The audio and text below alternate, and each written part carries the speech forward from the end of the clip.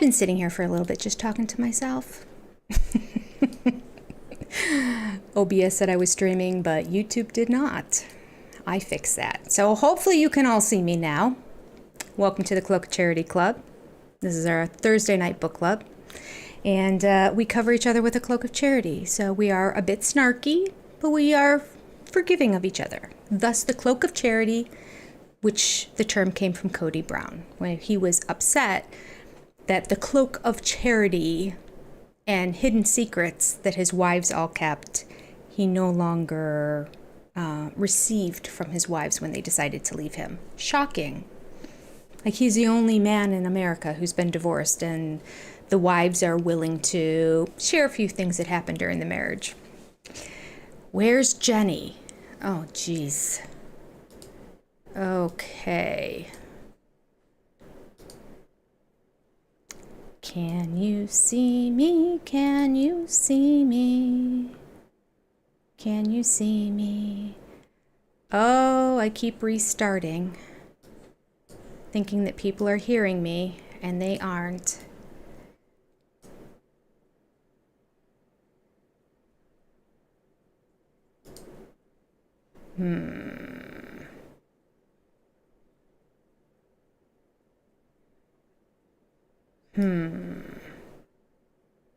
I see a hi, Jenny.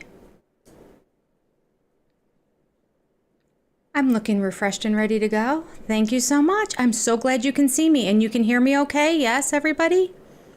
Yes, thank you, Danny. Whew. Wow. I have been talking to myself and doing an intro twice. This is the third one. I don't even know what I said. Troy. Welcome to our Thursday night Cloak of Charity Club, which is our book club where we read Becoming Sister Wives and are a bit snarky, but we cover each other with a cloak of charity. Yes, we do. All right. Little stress going on here. Have been running each evening to see my dad, who's in a rehab facility right now, doing well. But it's been a crazy week, and I got home like 10 minutes before the stream, and for some reason I couldn't even go live, so I don't know what that's about. Hopefully this is recording and streaming well, and that people will be able to see it afterwards. Fingers crossed, because I had to push another button I normally never have to push. My fault. This week I was playing with a bunch of settings because I was having fun watching some YouTube videos on using the software that I use, and decided to get cute and clever. Should have never done that. So I screwed something up, because twice before I came in here, I went through all the settings to set up the chat to pop up on the screen. I did everything I normally always do, and it's not popping up on the screen. So there you go. One of those days. Let me see if maybe, yeah. Nothing. What if I switch my, nope, that makes no difference either. Okay. So none of you saw the countdown either. I did get that to work. But I see the chat box where the chat should be. I see no chat. So I apologize. It is not going to pop up on the screen today. I am just going to have to say it, and say it slow and articulate it, because I have a tendency to think something is funny and read it very fast. All right, I won't do that today. Let me arrange everything here so I can get my chat out at the front. I will occasionally still click on it anyway, just in case it decides to start working late. Let me say some hellos, and we're going to jump into chapter 13. We're starting the last section of the book, and that is celebrity. I'm so curious about this. I guess, does it mean they think they are celebrities? I mean, I guess they are. But this was early on. It's kind of egotistical to have a whole section called celebrity, if it is what I think it is. So I don't know. Haven't read it. But we're going to read what Mary has to say about it today. All right. Let me pull up some housekeeping too. But I'll do a couple hellos before I hit housekeeping. Sorry. I should have had this all pulled up before I even left, but to go see mi padre, but I didn't. My bad. Okay. So really quickly, here we go. One thing I'm going to tell you, which I'm doing for myself right now too, is that whether you're watching it live or you're watching one of the recordings and you have the chat on the side, it always defaults to top chat. Next to the word that says top chat, hit the little arrow and it's going to change it to live chat, and that means chronologically in order that people sent the messages. All right. I see Danny. Hey, it's past 7 p.m. Is everything okay? There was probably chat before that, but you know what? My chat is, only going to start from when I started the stream, unfortunately. So I don't have any of the chat from before that. I'm sorry, people. I'm a little bit frazzled here today. Mama Squirrel, good to see you. And Danny, hey. Lynn Skinner, hello. Gail Clark, good to see you. Lisa Owen, hello. If I repeat some of your names, forgive me. Sam Stewart, good to see you again. Let's see, who else is here? Kathy Farran. All three of those could be options. Lisa Owen, I think I said hi to you already. Laura, hi. Good to see you. Teresa Skinner, nice to see you as well. We have Lynn Skinner and Teresa Skinner. Teresa and Lynn, I assume you're not related. Just checking. But good to see you both. Lori Carrad, good to see you here. Mary T, hi. Carolyn R, hi. Danny Towns, hi. Mary T, Laura. Ethel, good to see you. Lisa Owen. Mary T, hope you're feeling better. I know you had that tumor removed off your brain. Wasn't that last week? Tell me, just let us all know that you're doing okay, because that's pretty serious. I remember you said it was an emergency thing. I'm not giving out personal details. She wrote it on a chat on Sunday night. Wendy, hi. Amanda, hi. Janie Wheeler, hello. Scarlett, good to see you. Gail Clark, hi. Marie Hickson, hey. I think I am caught up. Let's see here. Amanda Haynes, good to see you. Okay. Pat McBride, hi. All right. So Lisa Ann, hello to you too. We are going to read chapter 13, a little bit of housekeeping before that. Let me first start by thanking my moderators for being here and for moderating and keeping us in line and keeping my channel from being shut down. They're not here to monitor what you say as much as they're here to monitor that it's appropriate. So disagreements are okay. I've always said that on my channel. We can agree to disagree as long as we are kind about it. Let's see. You know what? Just so you all know too, that I found a new way. All the comments that you guys make under my videos come to my email. And so I usually click on the comment and then it takes me to the YouTube spot where it is on whichever video and where it is to respond. I've been doing that this whole time, but I found a place in the back office, if you will, of my channel where all the chats are put together. And then there's just like a little picture showing which video it came from. So I've been using that and it's been much more efficient for me. Downside is no emojis. So I apologize. Have to do a little colon and parenthesis for a smile. But I am catching up on it. And I did find back there a section where there's a whole bunch of comments that YouTube flagged. So at my leisure, I've been going through them and liking them and then whatever they did with them, putting them aside so that they go back to the chat. So if your comment ever just disappears and you think, excuse me, my nose, it tickles for some reason. We had those cotton trees outside today and I was driving with my windows down on the way back and forth. I think I may have gotten one of those things up my nose. It tickles. So I'm slowly going through those, so they may reappear. So don't think that you've been put in timeout or anything like that if I haven't responded to you, or if you just can't even see your comment anymore and it's disappeared. Speaking of things disappearing, this week I've got so many more people commenting going, glad you reminded me about that again, because yes, I've been unsubscribed to your channel. Multiple people have said it, and a couple people have said they've been unsubscribed multiple times. There's just no answer to it.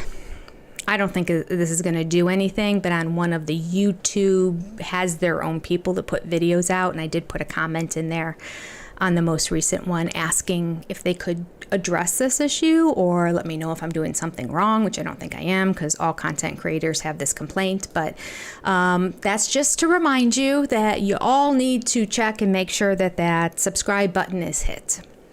And so many people are like, oh my gosh, I just subscribed to you today. I thought I'd been subscribed to you. Yeah, you probably had been. So why they kick it out, I don't know. There's no rhyme or reason. It's not like it's the oldest people who've been here the longest. It's not like it's the newest. It's just a conglomeration. Some people multiple times. I don't know. You haven't done anything wrong if you've been unsubscribed. Just resubscribe. I appreciate you. All right. The live stream should not be monetized if everything is set up properly, although today we're having some technical difficulties, so we'll see how that goes. But once it gets posted afterwards, by the time the chat is posted as well, it will be monetized and the commercials will be in there at that time. Our rules here are just be nice, really. Keep it clean. Try not to use foul language. You know, you can use euphemisms and code words and all that kind of stuff, but blatant, the AI will strike it down. Okay. And before that, the moderators will probably take it down, but just in case. So, yeah, those are my only real rules. Copyright infringement laws, and this comes up every single week, but I'll say it again because obviously people don't watch from the beginning. No, I cannot read the book straight through.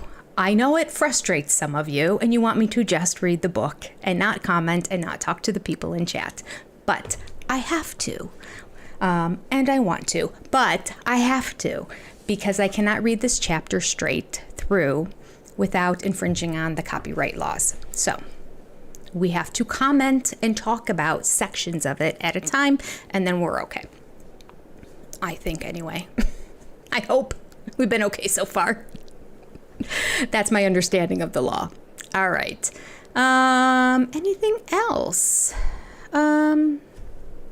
I don't think so. Other than I do have a sub channel, a second channel, and that's where my Seeking Sister Wives stuff is, my Vanderpump Rules, my Welcome to Plathville when that comes back. I don't know when it's coming back, but I noticed TLC starting to advertise, go look at our previous season. So maybe it starts during the summer, which would be great.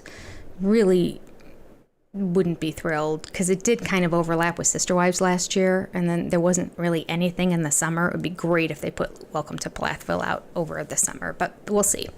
The Traders, the last season of that is there, so that's an opportunity to see some other content. But even if you're not interested in any of that stuff, go subscribe there anyway, because in the rare event, I'm going to call it a rare event, in that rare event that somehow YouTube takes my channel down for a period of time for some sort of violation, during the process of appeal to try to get the channel back up, because obviously I'm not intentionally doing anything to try to get it taken down,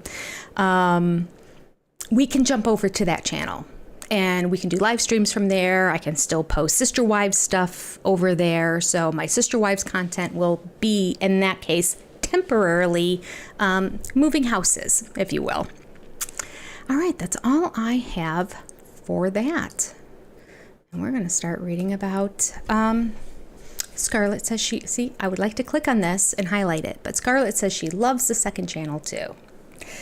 All right, and Sam says that my snark between the readings is the best. Well, thank you very much, Sam. I appreciate that. Not everyone feels the same as you, but that's okay. Each their own.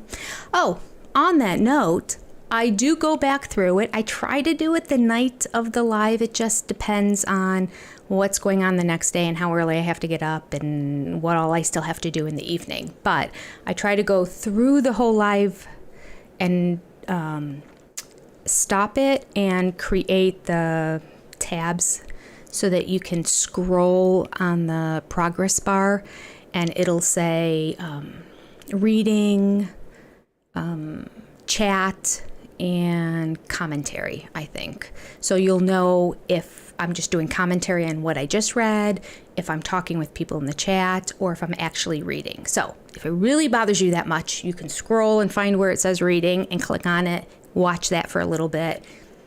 If it starts bugging you because then I start moving into the chat or something, just scroll and see where the next part starts again, and there you go. So you can avoid hearing it. Doing as much as I can to try to please all of you. It's like having a bunch of children.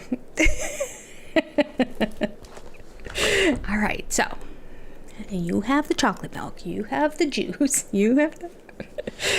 All right, I know you can't please everybody. It is what it is. I will do what I will do. I will continue to do it as I've been doing it, but if there's little things I can do to make it better for everybody, I'm more than willing to do it. All right, now we started a little bit late. My apologies. Mary can't wait for Welcome to Plathville. That makes me happy. I keep clicking on these things, but to no avail. Whoa, do I disappear when I do this to you guys? I don't know. I'm trying to see if like the chat is behind my thing, but it's not. It should be right on the top, and I can see it on the top, but I mean, I see the box where it should be. This is what I get for trying to be clever. But we're going to read Mary now, chapter 13, and look at that. Because of all of this, we have no chat today. But it's kind of cool, at least for a day. May not be here next Thursday. But oftentimes I notice going back rereading in the chat that people are like, what chapter is this? And who's talking in it? And who is this? So I thought this was a good way for people who are just joining to know what we're doing, what we're covering. And we are doing chapter 13, Mary, in the category of sorority. Here we go. She writes, I have always been very private about my polygamous lifestyle. Growing up, I went to a school run by our church, which meant that during my childhood, I had few friends outside of my faith. As I grew older, I met more people from outside my religious community, but I was still quite guarded about my family's beliefs. I kept my friends at a distance and didn't open up to them about my father and his wives. I always offered to hang out with my friends at their houses and never invited them home with me. I kept my beliefs a secret because I wanted to be accepted as a, quote, normal person, whatever that means. Essentially, I didn't want to be stereotyped. I wanted my friends to accept me for me and not reject me based on my faith. After I married Cody, who was so naturally outgoing, I still kept my lifestyle to myself. It wasn't something I was comfortable sharing. I worried about how my friends would react when I came out to them as a polygamist. I didn't want to invite unneeded scrutiny. I didn't want to be judged. Since polygamy is not just frowned upon, but denigrated, you never know how someone will react when you tell him or her the truth about your beliefs. You never know when you are going to lose a close friend. For years, it just seemed better to stay quiet. Can I stop there for a second? People must really be mean in this world. It's hard for me to even wrap my brain around the fact that I would have a really good friend and then found out that she was from a polygamous lifestyle and that I wouldn't be her friend anymore. Like, how does that change what the friendship was before you knew that information? Everything's still the same. But I don't, it's not that I'm doubting her. I am saddened that that is a concern that people have, that it's literally, I'll lose my friends once they find out. Unless maybe there's a little bit more scrutiny from the LDS Church. Remember, they were saying that they felt a lot of persecution from the LDS Church in Utah, and that's partly when they moved to Vegas, the justification for it.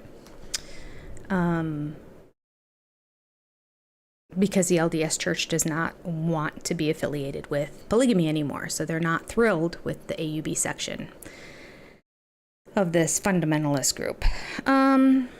Yeah, no, that's just really kind of sad. I also want to point out, earlier today, my son and I recorded, I just decided I was going to kind of teach him. There's so much to cover. So I just decided, would you be willing to just sit here and I'll just tell you everything I know about Sister Wives in as quick as I can. 18 seasons, summarize it to somebody who's never heard of any of these people or anything before. He's kind of a quiet kid anyway, so I thought he might just sit in silence the entire time and nod his head, but he had some comments for me.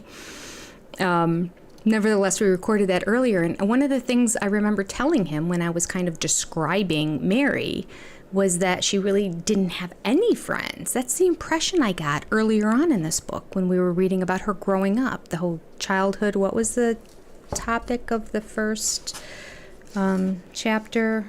Well, it said matrimony, but they kind of talked about leading their life up until they got married.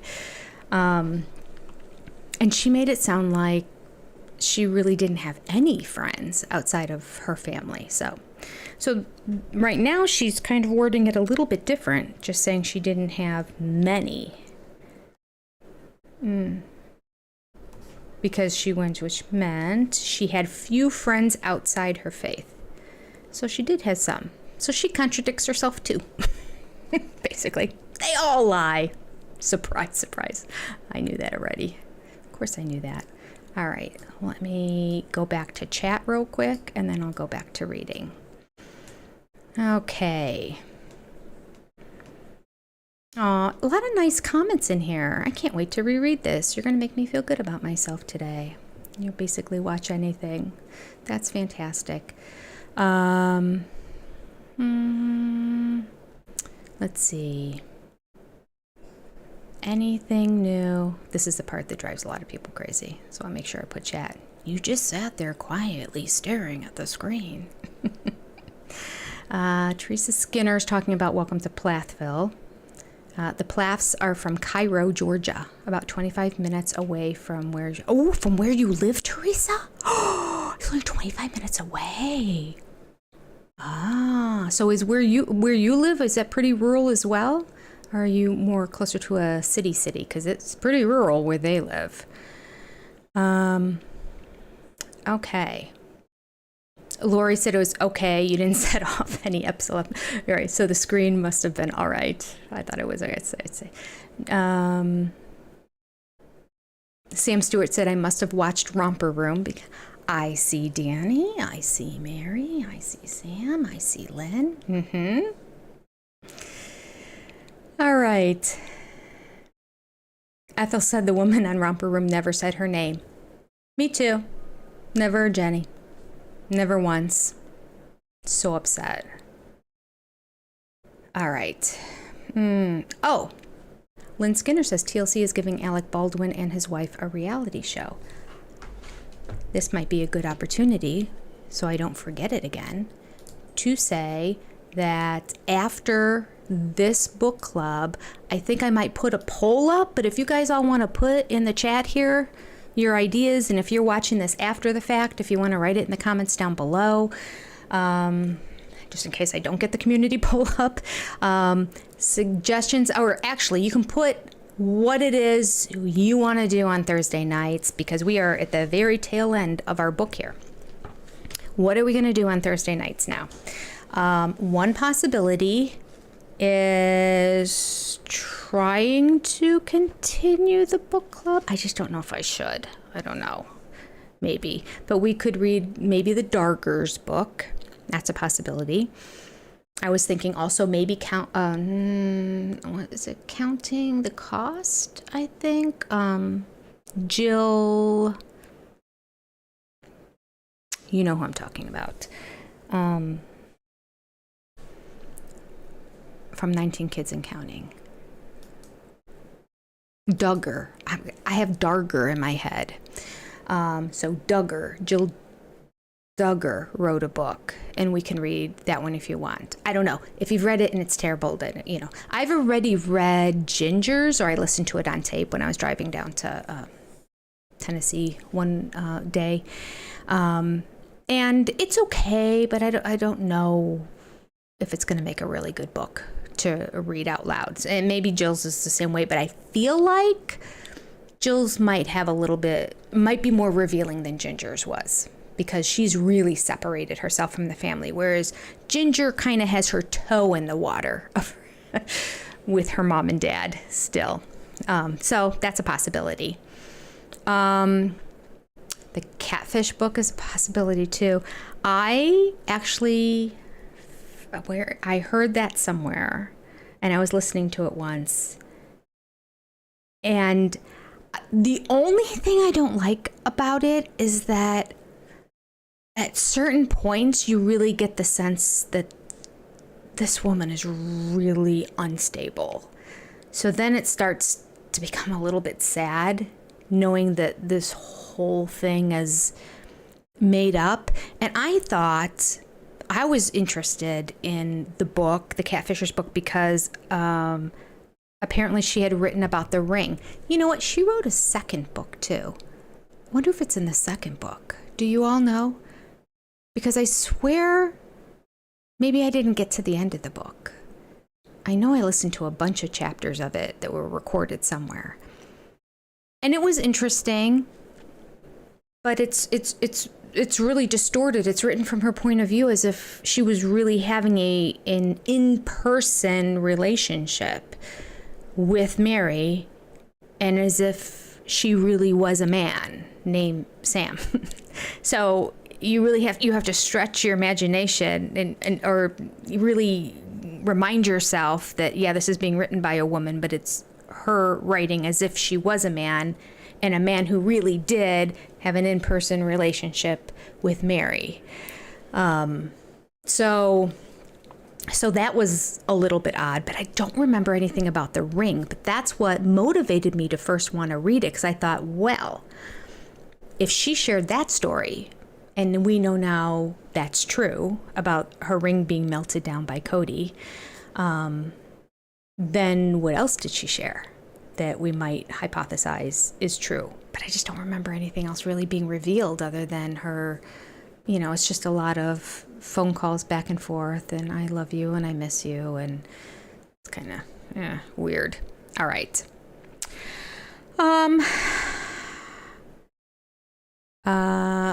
Jen made me think of Ginger. I'm still clicking on these as if they're showing up on the screen. Says the Jill Duggar book was interesting, and she had a ghostwriter or at least an editor, which would be something new for us, right? I don't remember all the grammar and the WTH. Does that sentence mean moments like we're having with the Sister Wives book? So that's good to know. All right. Okay.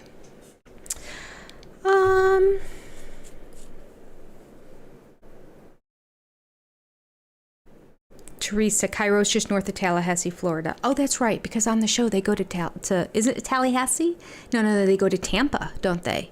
They go to Tampa often, but they're close to Tallahassee. Yeah, I thought they were right there on the border. Okay, we could start talking. Welcome to Plathville. I've been watching that one since season 1, episode 1 too. That's good. All right. And Thelma said that it's out of print. Well, it was never in print. That's the weird part about it. This the catfisher kept talking about all these book tours and all this other stuff, and she like there's no book. There was never a physical document ever. So it was available, like, I think on Amazon as a download that you could get and then read as like a PDF on your computer, because no publisher ever picked it up, because I think they knew it was basically all lies. But some truth slid in there every now and then. All right. That one is edited way worse than this one, if you can imagine. Yes, it was like I was listening to it going, what? And the person reading it was like, what? It was just, a lot of it didn't make sense. They were jumping time. Like this one, it jumps in time. It is kind of crazy. But I was wondering also, another possibility, since TLC is starting the new show, even though I have zero interest in following Hilaria Baldwin, that might be a show we could follow and talk about it on Thursday nights. Or we could also, or we could do this on the other channel too, because I was thinking about maybe I start on my other channel doing a live, and that is My Five Wives. Now, the difference between that would be, I am sure we will probably be more snarky and have more fun with the Baldwin show, because I can't imagine we're going to like them. I mean, Alec's very funny. He's an amazing actor and a very good comedian. But the wife, I don't think I'm going to like at all. So that one would be more snarky. My Five Wives would be more of a kind of like reading the darker book in terms of an FYI situation. Like, this is what happened. These are who they are. And we'll go through them. There's only 2 seasons of My Five Wives, so it'll go pretty quick. And I might even, if you want,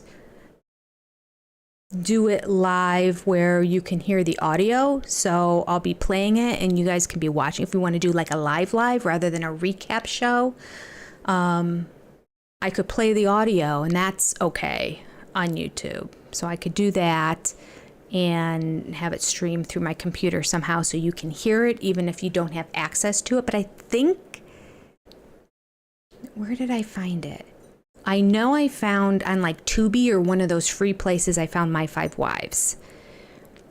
So everybody should be able to follow along and watch at the same time. If we all wanted to watch it together and then just say pause, and then talk about it and then hit play again and watch it together, and I could still have the audio going through my mic for people if you want. I don't know. I'm shooting from the hip here because this week I was trying to come up with different ideas. So be sure to write them in the chat, write them in the comments down below if you're watching this afterwards, because I'm interested on where are we going to go after we finish these last couple chapters here in this book. And if we end up with 2 things, one of them I'll stick on the other channel, because none of them are really sister wives, except for maybe we could say the Dargers book is sister wives related, just because they're friends of the Brown family and they've been on the show a couple times. So that would be the closest to really being sister wives content if we did that. All right, let me know what you think. All right, Kathy said, Jenny, I think we could have fun with you doing anything. Well, look how nice you are. Danny said it's fun to watch a live show and chat. Yeah, I thought so too.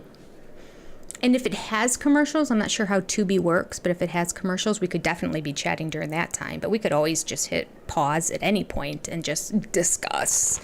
And that'll take us 2 hours to get through, even if it's only a 20-minute episode. All right.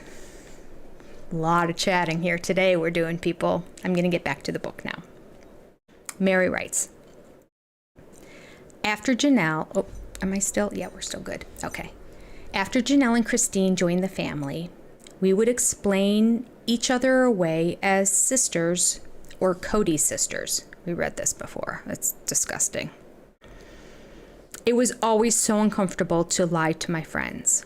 Lying is not part of our faith, nor part of my own moral compass. So to feel as if I had to lie, or at least not tell the full truth, was quite difficult for me. I believe her. I just want to say I believe her. I just find it funny because there are other members of the family that I don't think have a difficult time with lying. She writes, unfortunately, we felt that keeping the truth hidden about our family was necessary. Growing up, I heard many stories of fathers of polygamous families who were sent to jail for their beliefs. I heard about children taken from their families and wives sent to live in different states in an attempt to preserve the spiritual family structure. Once Cody, Janelle, Christine, and I had kids, we didn't want to do anything that would jeopardize our family. We needed to stay together, even if it meant hiding the truth about our lifestyle. Nothing was going to split up our family. A lot of polygamists prefer to live in smaller, close communities where nearly all the residents are of the same faith. These communities, which are actually fully functioning towns, have businesses and stores, and some have their own zip codes.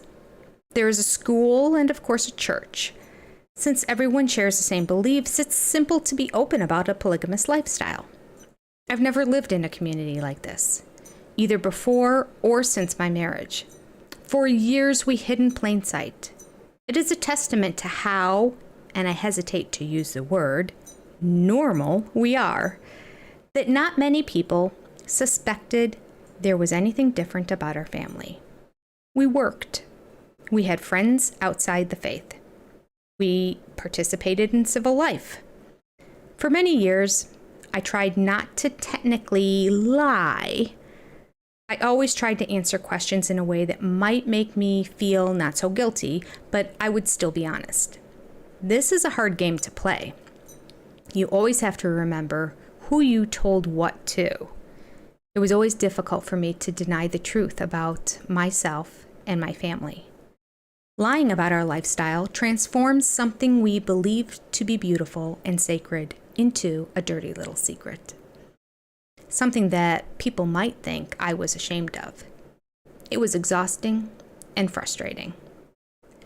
The year before we decided to participate in Sister Wives, a very good friend of mine, with whom I'd worked for a few years, invited me to his wedding.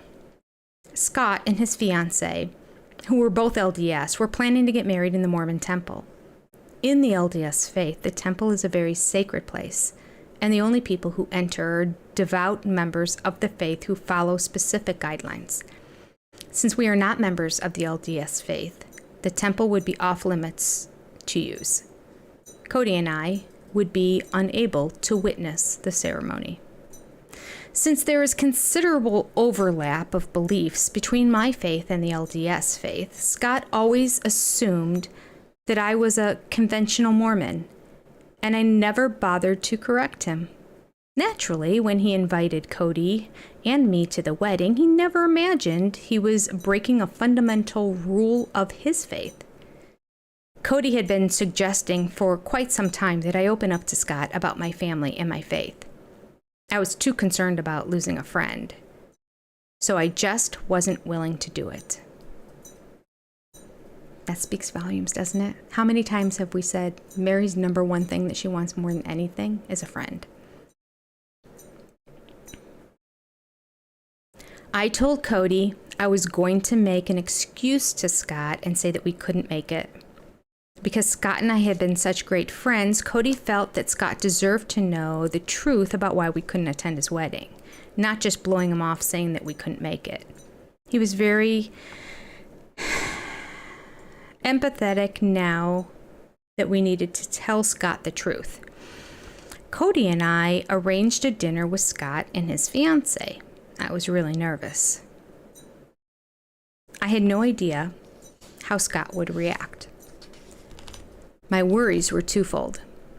On the one hand, I was worried that Scott would reject me for my beliefs. And on the other, I was worried that he would be angry that I lied to him for so long. Over dinner, Cody managed to steer the conversation around to how Scott and his wife met. After he heard their story, he shared ours.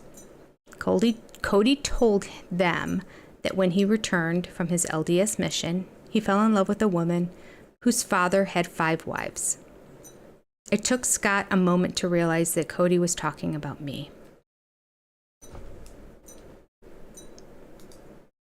Scarlett, I am hearting and liking your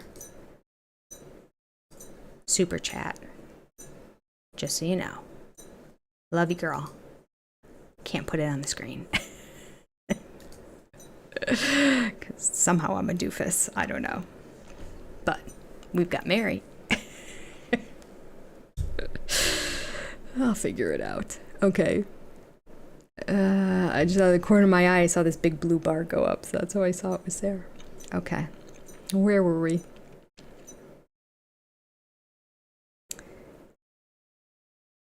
Scott was silent for a moment. Okay, when Cody and I... Well, hold on. Once Scott caught on, we explained that we had embraced my father's faith as well and were practicing members of the faith, with a much larger family than Scott had ever imagined. When Cody and I were done speaking, Scott was silent for a moment. Then he began to apologize. He apologized for putting me in such a difficult position by inviting me to the wedding that I couldn't attend. He apologized if at any time during our friendship, he might have made a remark about polygamy that was insensitive. I thought it said so much about Scott's character to be the one that was apologizing, when I was the one who really needed to apologize to him for not being honest about who I really was.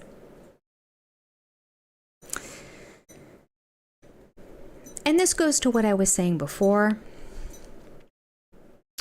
Thank you, Kathy. She said, I am not the doofus. Cody is the doofus. Yes. Sherry Kempe, thank you for your super chat. I appreciate you. I'm clicking on it as if it was going to show up on my screen, and I apologize that it is not there. But I see it, and I appreciate you.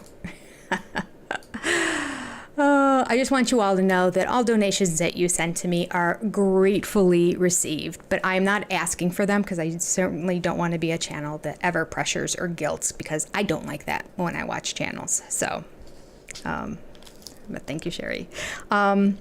So this goes to talk about what I was saying before. Like, I can't believe people would find out that you're a polygamist and then all of a sudden not want to be your friend.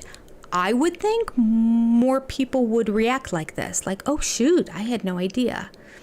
And he's even LDS, and the LDS are the ones that were more, I don't know if judgmental is a word, but I can't think of a better one, against the AUB church and living polygamy. So yeah, it doesn't surprise me. I think there's a lot of that though on Sister Wives, don't you, where they expect the worst. And I don't know if the producers are feeding this to them.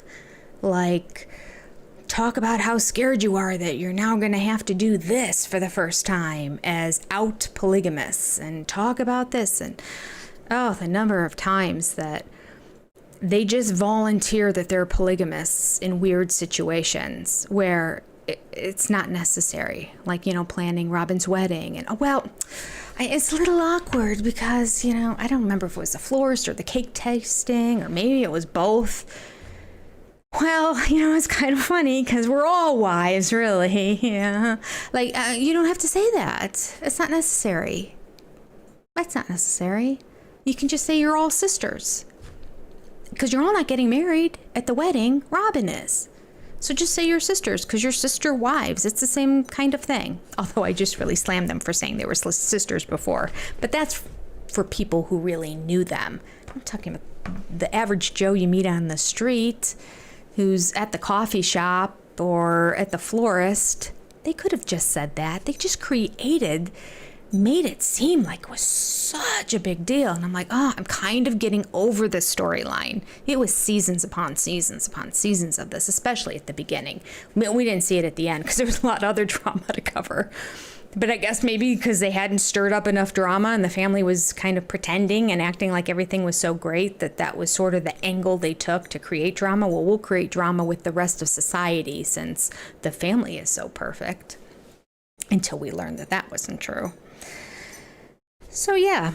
Do you remember when Robin was getting the portrait made? The picture where she took Christine's picture with Cody and the kids and gave it to the man and said, recreate this picture with this man, but with me and these kids. And they drew that up. That was the most awkward out of all of them. Most awkward out of all of them. Because it didn't naturally fit into the conversation at all. And you can tell that Robin was trying to figure out how to wedge it in.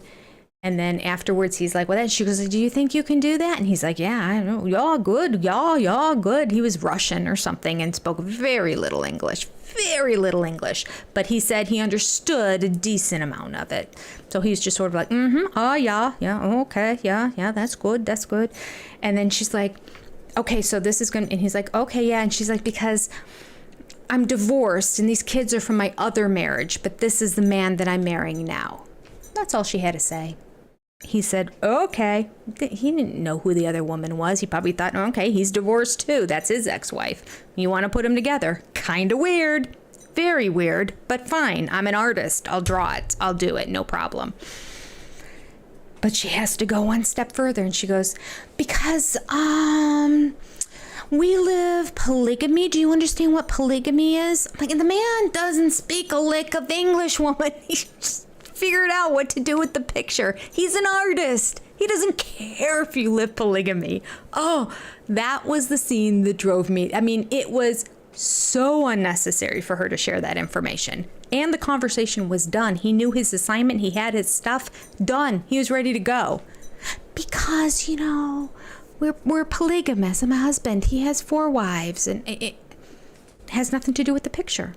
None of that information applied to the picture, but we had to share this story. I'm sorry, I just got on a little bit of a soapbox. I'm reliving it. That one was the worst. In terms of insisting that we make a big deal about the fact that we're polygamous and we're trying to get a rise out of the average person to see if they'll react. And you know what? Never once did anybody ever react any different than, oh, okay.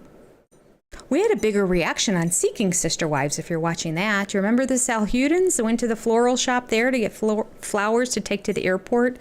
They got a huge, heavy ceramic, dirt-filled flower pot planted thing to take to the airport. How's she ever going to get that home? That's a whole separate story.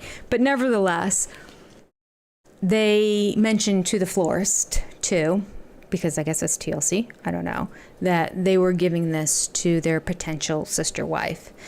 And the florist just kind of looked around and didn't really say much of anything. It was like, okay. And then after he left, she was pretty mean, actually. She like called them stupid or something. Do you remember that? Who watched that? She had some nasty words to say about them. So I guess it can happen. I mean, I don't know how much the producers talked to her afterwards after they left and egged her on and said, people think this is nuts. Do you think it's, like they could have gotten her to say that too. It's a possibility. All right.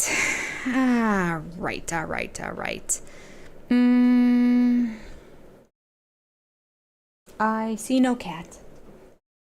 We have cat food for my cat who won't finish eating it. Soapbox it, Jenny. There you go, Scarlett. I did. And I'll step off now. Okay. Courtney says they wanted to be disenfranchised so bad. Yeah, really. Victims. Constant victims. Always the victim. The whole family, especially Robin, as we know. But the whole family. All right, we're going to go back to reading. Let me see where we left off here. We're talking about how we're not surprised that her friend was like, I didn't know, and I'm sorry that I invited you because I didn't know. Okay.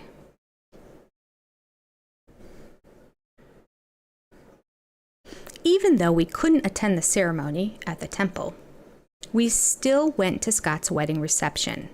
I felt honored that Scott had considered me such a close friend that he would invite us to his temple wedding. And I was so relieved that our friendship was still intact after opening up about my family and our beliefs. Since then, Scott and his wife have met and accepted our entire family, and even once appeared briefly on an episode of Sister Wives. Oh, who knew? All right. I wonder which one.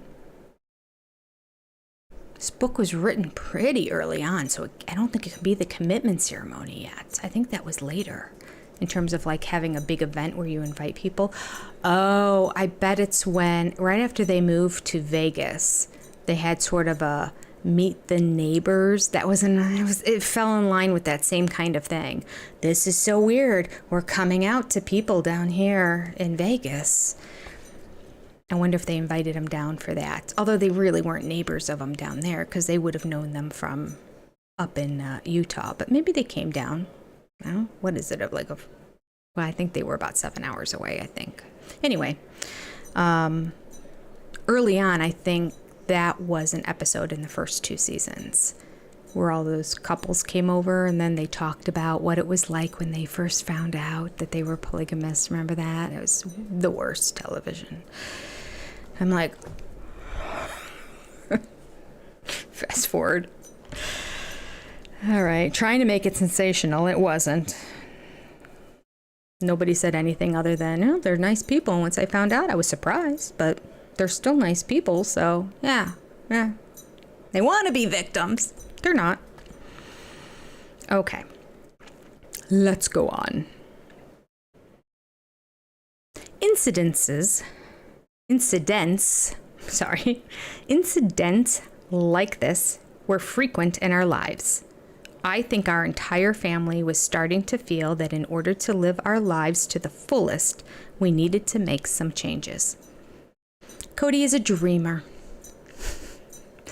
which is one of the qualities I love about him. He tends to reach for the stars and in so doing can come up with some pretty amazing ideas. I'm sorry, I have to comment. And some pretty, really stupid, dumb ideas, too. The whole move in the middle of the night that frightened all your children. Let's start there. The move to Flagstaff. The blowing of money right, left, and every which way so that they never had enough money to do anything. Let me count the ways. Okay. Going on a trip without planning anything, just going. Okay, during our 22 years together, Mary says, I've learned to listen to his ideas and realize that while some are great and we can make them happen, some can be less than realistic. And we need to allow them to fall by the wayside. Cody had talked for more than a year about wanting to do something to show that plural marriage can be so much more than what was usually portrayed in the media. But it took some time to figure out just how to do that. When we met Tim Gibbons, our producer, and the idea of doing a television program was introduced to us, Cody got on board with the idea long before I did. When he told me he was interested in doing a reality program about a family, I just shook my head and let it slide. After all, I assumed this was another one of those plans that he would eventually just drop. I was wrong. Cody did not drop the idea. In fact, he became more and more drawn to it. Soon his discussions of doing a television program went from abstract to serious. Cody felt that he was truly called to the cause. As our family has grown, so has the time that we've devoted to family discussions, decisions about the money schooling, and our living situation. As Cody realized more and more the importance of doing the show and the calling he felt to it, these discussions became more frequent and more urgent. We spent hours running through the pros and cons of going public. Initially, I resisted the urge to come out as a polygamist. I had never been ashamed of my lifestyle. In fact, quite the opposite. However, I didn't want to be judged for it. Most of all, I didn't want our children to suffer because their parents had revealed themselves to the world. Cody explained that this show was important and would bring us a lot of money. No, it doesn't say that. Cody explained that this show was important and necessary. We needed to step out of the shadow of Warren Jeffs and the FLDS, who for too long had been the face of polygamy. We needed to disassociate ourselves from the negative connotations of polygamy, child brides, sexual abuse, and religious oppression. We wanted to show America that we aren't that different from anyone else. Most important, we needed to pave the way for a better and more tolerant future for our children. This, Cody explained, would be the purpose of the show. Okay, let's pause for a moment. Okay. I love this paragraph, which is very contradictory than Christine's interview and story about how the show came to be. Now, it'll be interesting to see if she covers this in her chapter as well. But when she did the YouTube interview, shortly after season 18 ended, and I have many videos that were made of that, I think they're all in a category called Christine Speaks, if you're interested in watching it. So every couple of questions that was asked her, I made a separate video about it. In one of them, one of the videos is called something to the effect of, there wouldn't be a show if there wasn't Christine, something to that effect. And that is because Christine was actively involved in, I can't think of the name of the group, but there was a group that had a representative from all the different fundamental polygamous groups, not just the AUB, because there's a couple different sects of them. And did we talk about this on the live with James this past Sunday, or did we talk about it here? But recently we spoke about this. And the notion is those people would go around, they would do television interviews. I mean, we're talking back 2007, 2008, early, way before the show. They were going around and going on talk shows. They got to the point they actually were on, I don't know if it was Good Morning America. It was a major talk show, morning show out of New York. They shot a pilot for a show about kind of their lives, all these different people, like where each episode would be a different sect of it. And Christine was involved in that.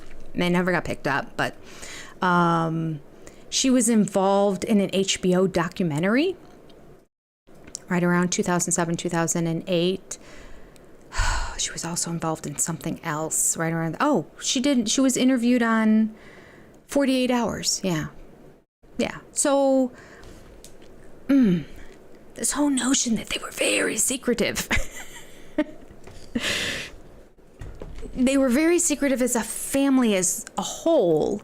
But it wouldn't be that hard to track down where Christine goes at night and which house she's in and who, you don't need a very good private detective. You don't even need a private detective. People could figure it out. And certainly a news reporter would be able to figure it out.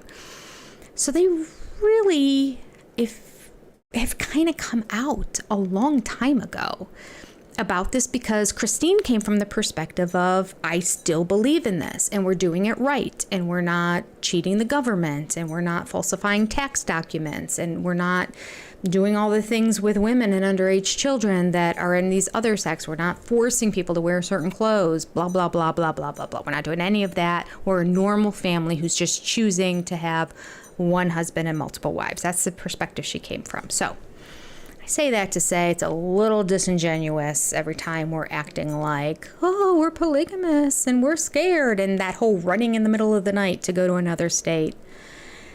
Yeah, I didn't buy any of it. What bothered me the most about it too was like how worked up Cody is because he doesn't think through anything. Like, they had no plans.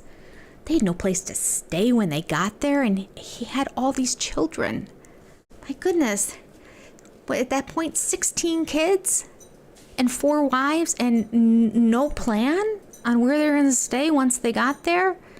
You know, there's no way they could make that trip without a tire or 2 or 10 being blown along the way. Like, because there's no responsibility in taking care of the vehicles either. I mean, and I say that to say this. The part that bothered me the most was watching how those kids were affected when they were all riled up and let's get going and just leave it behind. We got to get in the truck and go. I didn't like that. I felt like that was at the expense of the children and not necessary. All right. So I guess they were on a crusade to reinvent. Now, I think Cody wanted to be on TV. I think a narcissist is what a narcissist is. And there's a whole different kinds of narcissists, but he's that showboaty narcissist and the one that doesn't have empathy for other people, but I think that crosses almost all of them. The idea, Cody Brown with all these children driving a little 2-door convertible car. Yeah, he likes attention. He likes it to be all about him. So that's why we all know this. That's why he did the show. Not because it needed to be done to disprove that all polygamists are like Warren Jeffs. Yeah. Okay. That bugs me. So going back to this show, if you didn't watch the other videos, and if you haven't, I recommend you go back and watch the whole Christine Speaks series. All the videos are only like 8 to 15 minutes long. They're short. Because Christine was doing all this different media stuff with this group, she was approached by Tim Gibbons. Christine was. He was interested in doing a documentary on just her, though, not all the different parts, just like her and her family. And so at that point, she had Tim Gibbons get in contact with Cody as the head of the family. But when you read it here, according to Mary, it was all we. Mary wasn't even involved. When we met Tim Gibbons, our producer, and it is their producer, but the idea of doing a television program was introduced to us. Cody got on board with the idea long before I did. There's no mention of Christine in here. None of this would have happened without Christine. Oh, rewriting history here. Again. Surprised? Not surprised. Very funny. All right, let me hit a little bit of chat here before I go back and read a little bit more. Don't even know where to jump in. I'll just scroll back and start reading. Let's see.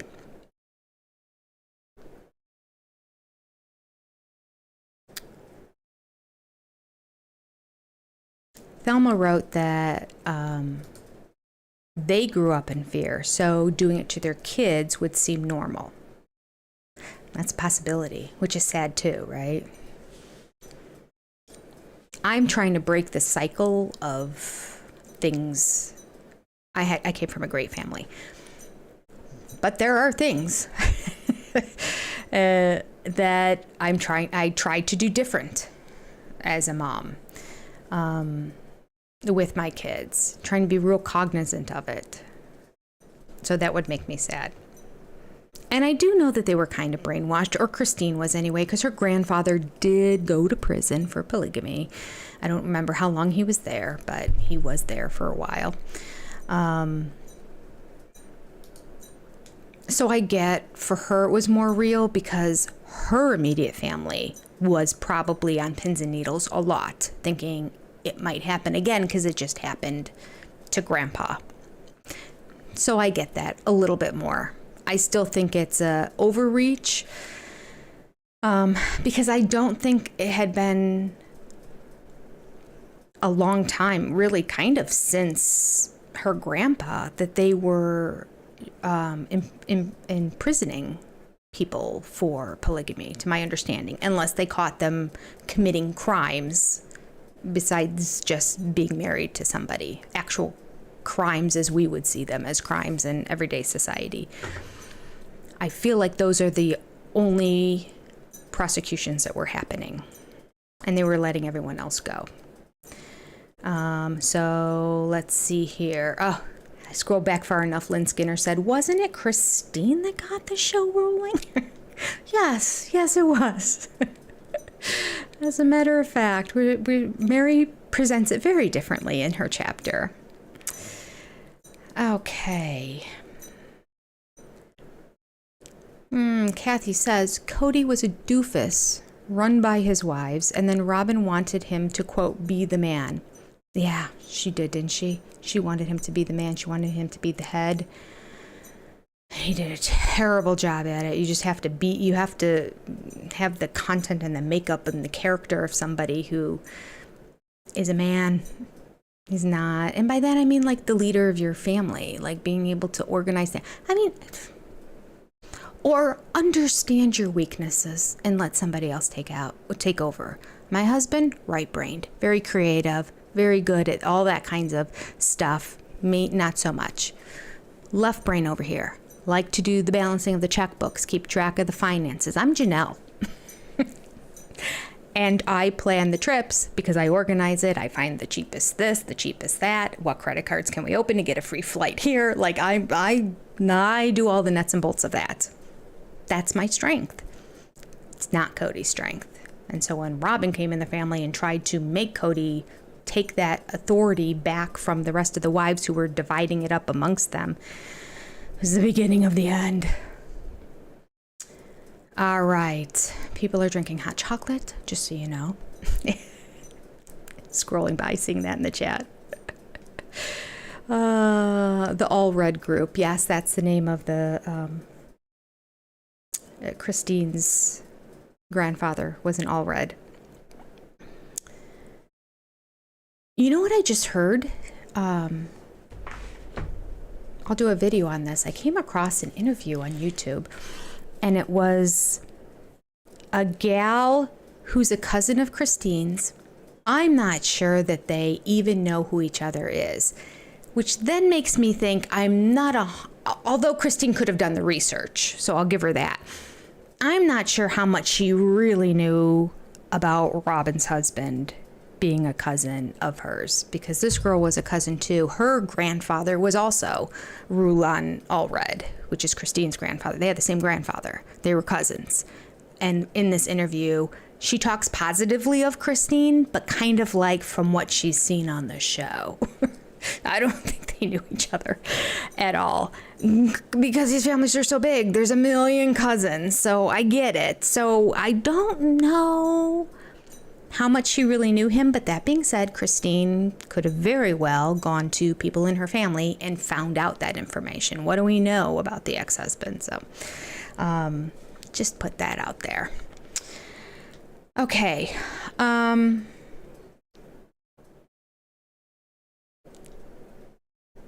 Start reading here in a little bit.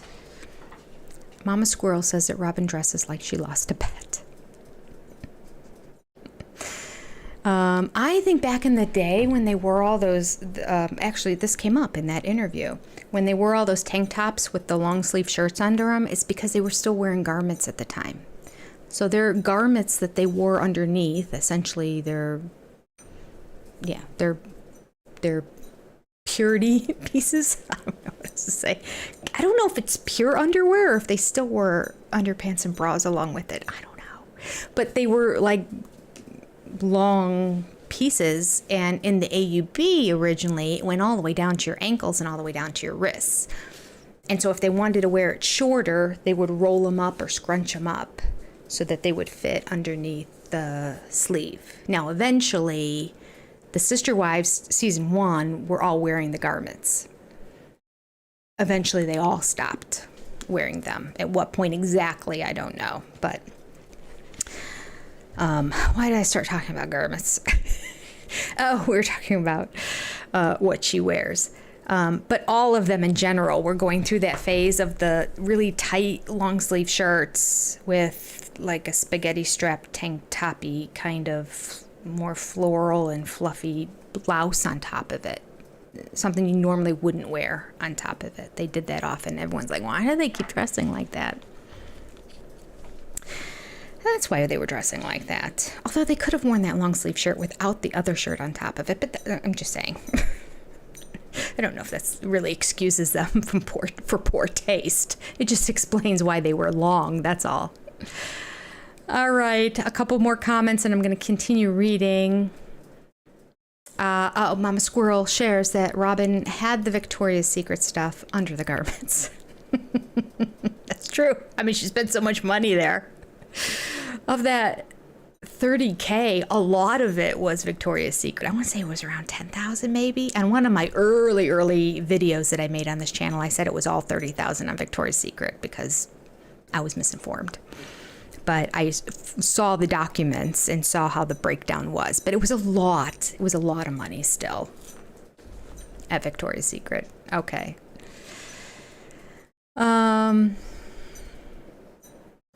Kristen Bartlett, thank you for the information. She says garments are supposed to be worn under the bra and underwear. Holy. Then why do you need bra and underwear? Well, the bra I get, maybe support, but why the underwear if it has to be on top of the garment?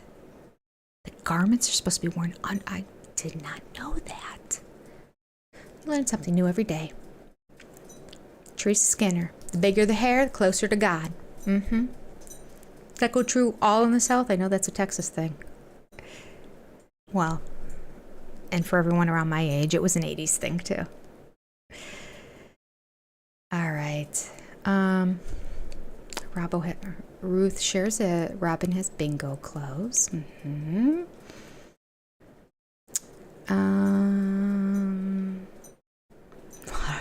A lot of Victoria's Secret talk here. Lynn shares that Mama Squirrel is on a roll tonight. She is. She always is. Her and Kathy. They got zingers. All right. Scarlett wanted to clarify underneath the holy stuff or over top? Yeah, she said it was on top of, that the garments were underneath bra and underwear. Let's make sure. Who was it that said that? Clarify for us. I think it was Victoria. Clarify for us. They wore the garments and then they put underwear and a bra on top of it? I know nothing, so whatever you say, I believe. But it just seems like that would be really uncomfortable. All right. All right. Kathy's throwing out clean zingers tonight. Look at you, Kathy. So proud of you. All right. We're going to go back to the book here.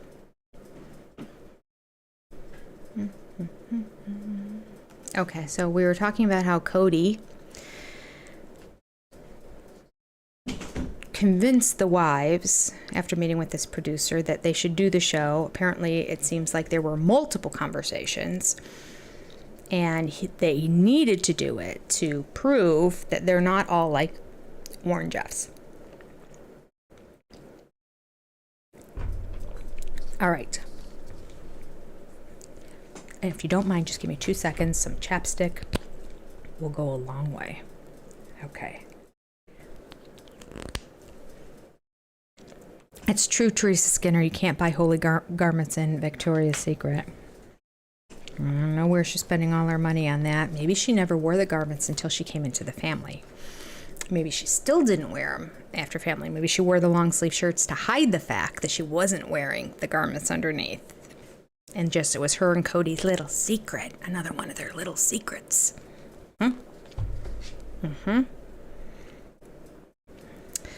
All right.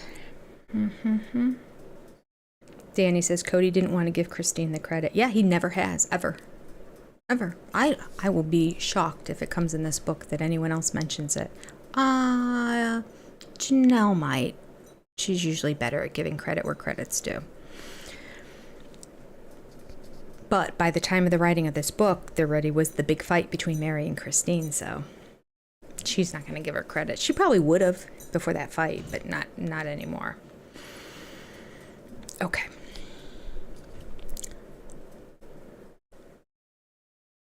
Although Cody felt called to do the show, it took me a while to come to terms with going public after having guarded my privacy my whole life. I don't know if I'm repeating the same paragraph, but if I am, I apologize because this kind of sounds redundant. It took many conversations with Cody. Oh yeah, I think I read this. Okay. And Cody believed that he heard from God that this is what God wanted them to do. All right. I'm sorry. That made me have to roll my neck because it just reminded me of Garrick from Seeking Sister Wives. Okay. Deep down in my heart, I knew that Cody was right.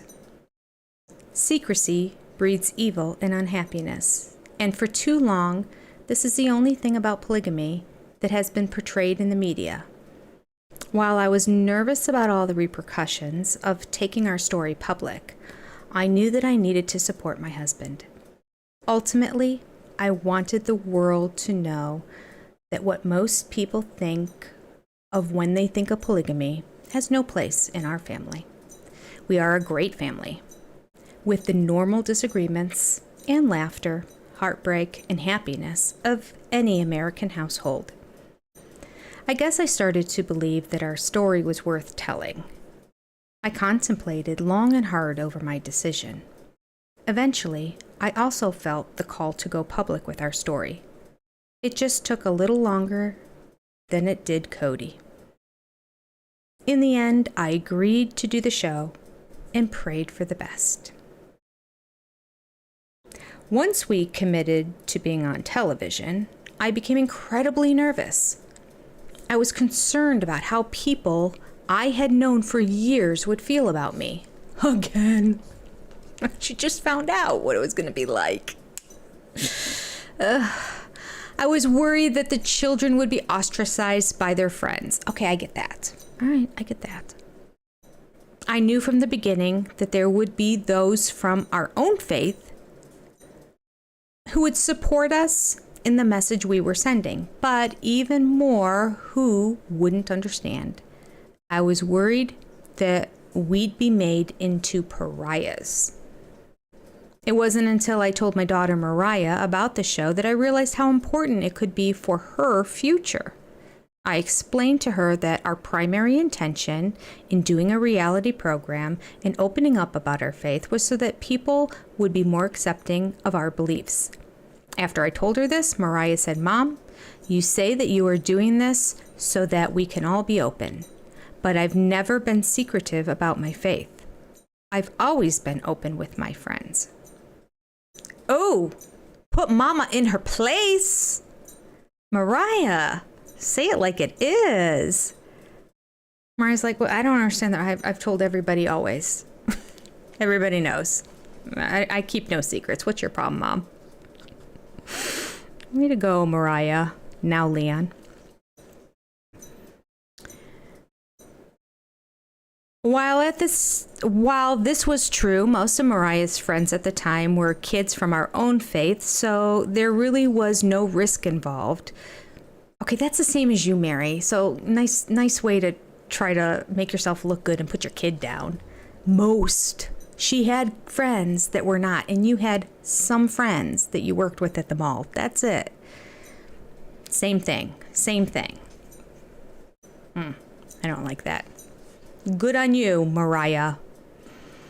While this was, and let me let everybody know right now, I am not trying to be offensive when I use, what is that called? Speaking out of their name. I don't know. There's a term for it. I am reading it from the book. I will drive myself nuts if I try to change it to Leon and all the she's to he's while I'm reading this book. So I'm reading the book because at this time she had a daughter named Mariah. Okay. So we are putting ourselves back in this time period right now. All right. She said most of her friends, so there really was no risk involved. She was still young, and her world was the church and the church school. I had to point out to her how easy things can be when you rarely associate with anyone outside of the faith. Mariah is so confident in herself and her faith that it never occurred to her that there could be a whole world out there opposed to her lifestyle and her religion.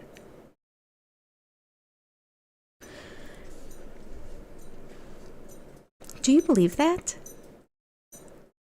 How old would Mariah have been about then? She was one of the older kids, so she would have been a teen or at least a preteen. And her mom is saying that she was so young that it never occurred to her that there could be a whole world out there opposed to her lifestyle and her religion. Yet they act all the time like the feds are going to come and take Dad away at any given moment. It just doesn't make any sense. It completely contradicts the fact that they were worried about what other people thought and about the laws. Mary, make it make sense. I'm sorry. Unlike many of our other children, until that time, Mariah hadn't had a lot of experience with friends outside our religious community. Again, not many friends. Hadn't had a lot of experience. Just the same as Mary. Same thing. Same thing. She's a very spiritual young woman and dedicated to our church. She's naturally drawn to people who share her moral standards and beliefs, which usually means they share her faith as well. She hasn't had the misfortune to suffer on account of others' intolerance, and she doesn't know what it is like in the real world, the cruelty and fear that might temper her enjoyment of life. I feel like we're reading Robin's chapter here, making a mountain out of a molehill, aren't we? As her mom, I want to protect her from having to experience these things, yet I don't want her believing that our religious community is the only place that she could be safe being who she is.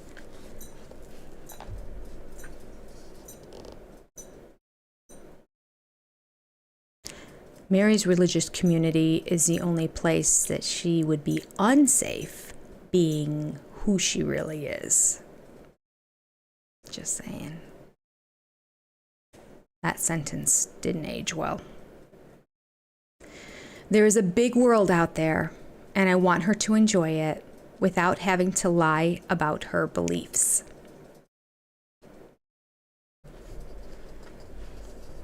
I'm glad she feels that way. She didn't feel that way for a little bit when Mariah came out, but if she wrote that, then maybe deep down inside she always felt it and she just needed time to process it, because I think now she's fully embraced Leon. At the young age of 16, oh, she's 16 years old. She makes her sound like she's a baby. She's 16. Oh, she's so young with a baby. She's only 16 years old. Driving a car to work. She doesn't know. Okay, I'm sorry. Mariah has already expressed a devotion and desire to live the principle of plural marriage and remain in our faith. While I know she's a teenager and may or may not actually follow through with this plan, I hope that when the time does come, she will be confident enough in herself and her relationship with God to be able to come to her own decision. She was. I believe in order for her to make this decision, she needs to feel comfortable in the society of those outside our faith. She needs to have a wealth of experiences before choosing the path for her adult life. I want the world to be a safe and tolerant place for her. When we thought about doing Sister Wives, I knew that if all went well, the show would make it possible for Mariah to live openly without feeling judgment or oppression. Wow, these words are amazing, aren't they? I mean, I'm reading them just picturing where Leon is right now in life.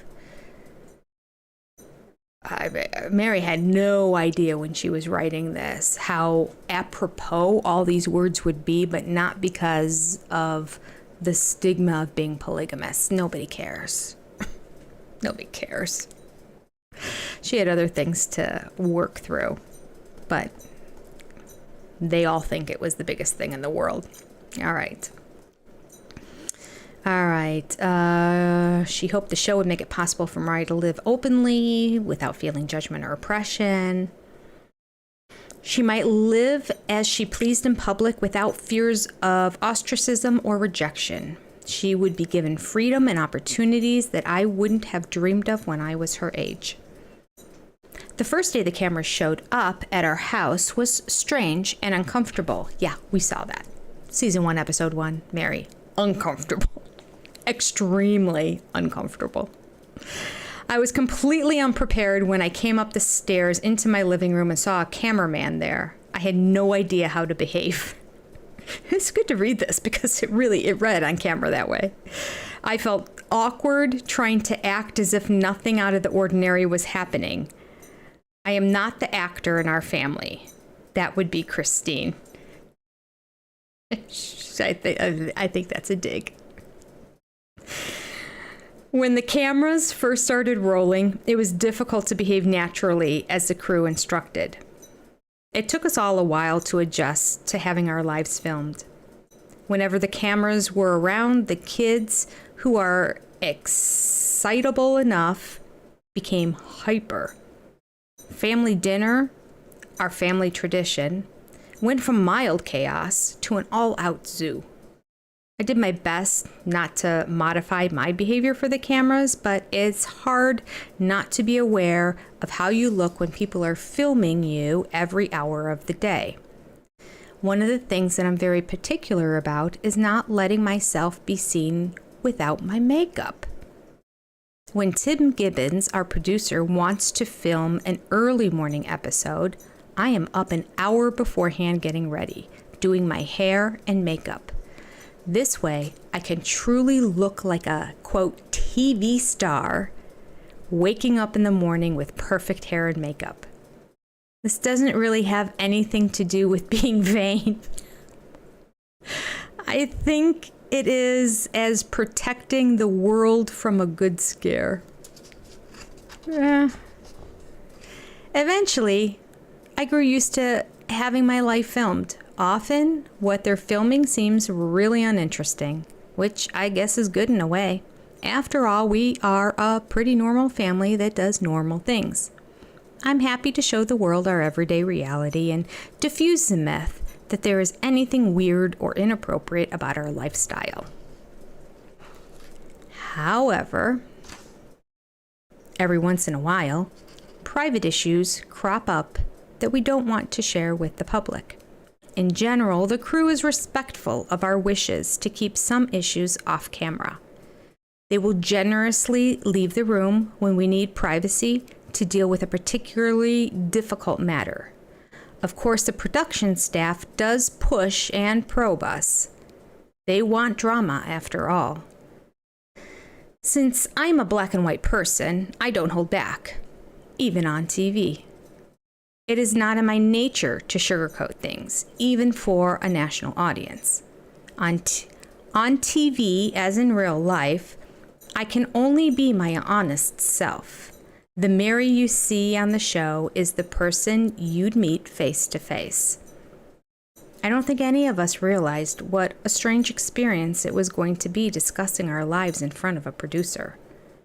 The couch sessions in which we talk about issues and problems were a real wake-up call for our family. We had to learn to think before we spoke. At first, when the producer would ask us questions about a particular situation, each of us would answer as if he or she was alone with the camera and not sitting on the couch with the rest of the family.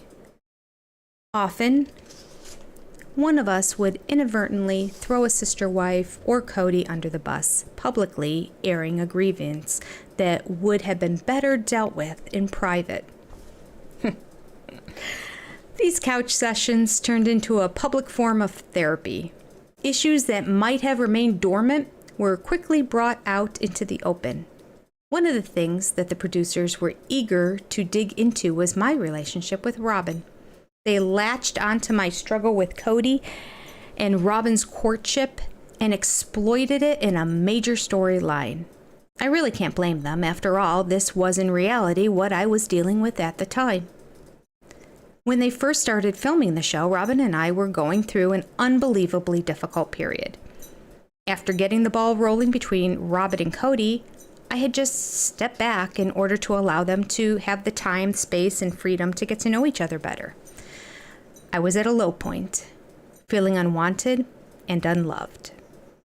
I know I wasn't being as kind or welcoming as I could have been. Despite the struggle, Robin and I knew that we wanted a good relationship with each other. Well, Robin needed it. Nobody else was really embracing her. The couch sessions helped to bring our issues into the open, and we began to address them on the show and behind the scenes. The beauty of it is that over the course of that first season, Robin and I developed a wonderful relationship. Fans of the show can see just how close we've become. Whenever they stop us in public, we almost always get some sort of comment about our relationship.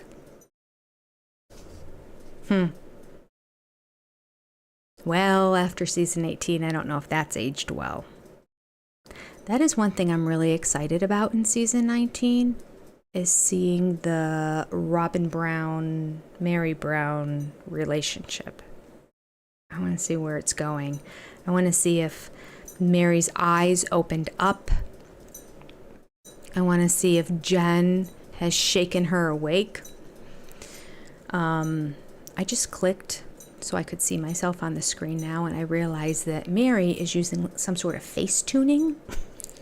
Probably shouldn't have this picture side by side. I should take one of my own from the actual show and put it. Make me feel better about myself. No face. I don't have any of that software. I don't think it exists on OBS. Okay. Anyway, I'm gonna click back to the chat so I don't see myself anymore. All right. I just noticed there's a discrepancy. That's all. She just sort of looks very, very polished over there, doesn't it? Like skin of a 22-year-old. All right. Yeah, so anyway, that's what I think. I'm going to read a little bit more, but let me jump back and see if there's anything I missed here in the chat.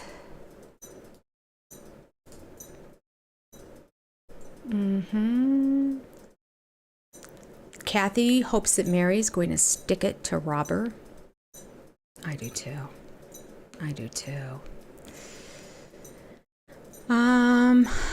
Couple of messages deleted. Just skipping over them. I'll read them later. I don't think I can read them later now that I think about it. I think they come up like really, really light. So I can kind of see them if I take the time to, but I'm not going to. Okay. Mary's eyebrows were pretty bad, according to Mama Squirrel. Her makeup is awful, says Ethel. Lori went to bed. Good night, Lori. Aaliyah joined the chat. Glad to have you here.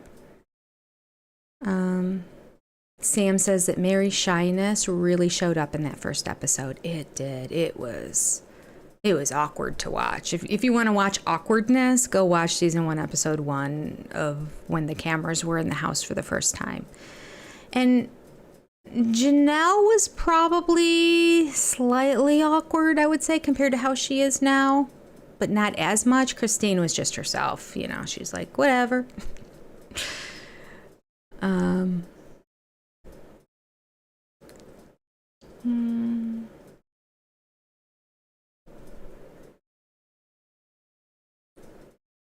Lisa Rose thinks that Mary's still catching up because she was sheltered and went to Mormon or probably AUB school. Kathy shared that Preston's family, Preston, if you're new, is Robin's ex-husband. Well, he goes by Preston now. His name is David. Preston's family got them out and Robin ran it up again. What a surprise. So no surprise why Cody was the mark, and let's not say he isn't the stooge with the cash. Yeah. She saw dollar signs and she left. But I had heard that too, that they were so far in debt and Preston's family said, okay, here's a check for thousands of dollars. Pay off your debt. Get back on your feet. And she went shopping. Yeah. So there you go. So never paid off the debt, and I think that was the straw that broke the camel's back. All right.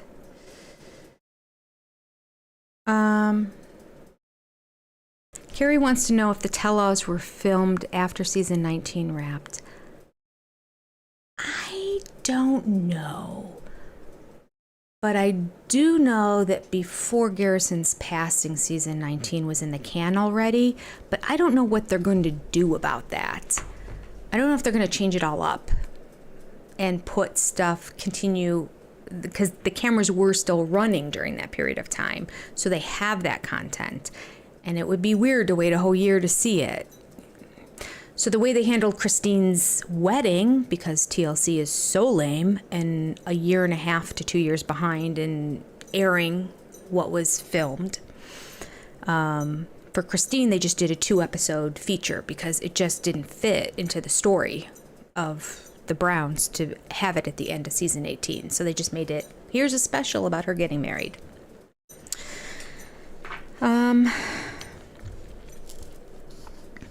So maybe they're going to handle it like that. I don't know if they're going to... I have a feeling like it's going to get all shaken up and changed based on what they had before. Maybe they'll add more stuff that was on the cutting room floor based on what happened in the future that would go hand in hand with it, whereas they thought it was benign footage before, but now is apropos. I don't know.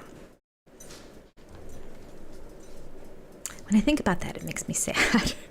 It's the only thing that doesn't make me want to get back into Sister Wives, you know? I just wish everything was exactly the same. But we can't do that in life, can we? Life marches on. Things change. It is what it is. And Lynn Skinner shares that they still have to show Gwen's wedding, too, yeah. And her engagement party. Because that was the big brouhaha, right? That's where David met Cody, and she was all upset that the cameras were there, and they seemed to spend more time on that relationship than on her wedding. So did they actually film her wedding? Because I know she was so upset after the engagement party. So upset that she wouldn't go to her mother's wedding. Did they film her wedding? I don't even know. They probably did. Yeah, that's another storyline. I want to see how that all works out. Like, what really is the truth about what happened and how much time the cameras were, and was she really shunned? Did she see the final footage and that's why she was upset? Or did she just not like that the cameras were there? I think she knew ahead of time because I believe they asked her if it was okay. And she approved it, but then I think she didn't like how it went out. I don't know. That we have a lot to learn about that Gwendolyn story and how it got to the point that she didn't attend her mother's wedding. Okay. All right. Scarlett is sharing that the bad acting scene of last year was the kidney scene. A knife in the kidney. All right.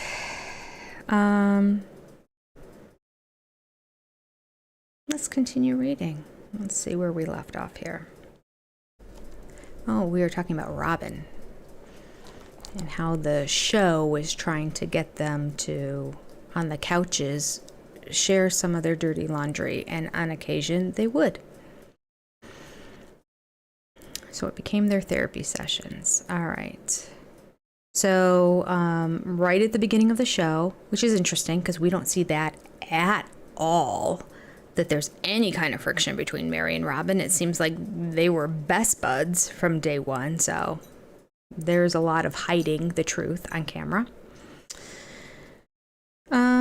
In fact, I didn't even know about it until the interview at the end when they were with Tamara Hall. That's when I first learned about the fact that they had issues together. I don't even remember them on a couch talking about it, but they may have. That's just what I remember. Okay. Despite this struggle, Mary says, Rob and I knew that we wanted a good relationship with each other. Oh, I read that. And then they developed a wonderful relationship, and everybody likes to stop them and say, we like your friendship. Okay. Watching how we began to overcome our initial struggles and differences and become close friends is both rewarding and satisfying to me. It's also important, for it shows the audience that something that seems dysfunctional at the start actually works when you give it some time. The success of Robin's and my friendship is essentially to understanding the beauty of this sister-wife relationship. Like Robin and myself, our family is constantly evolving for the better. The show brought that process to light, both for us and for the audience. When I look back on the first season, I am thrilled by our family's evolution. I love our collective strength and the maturity that has developed.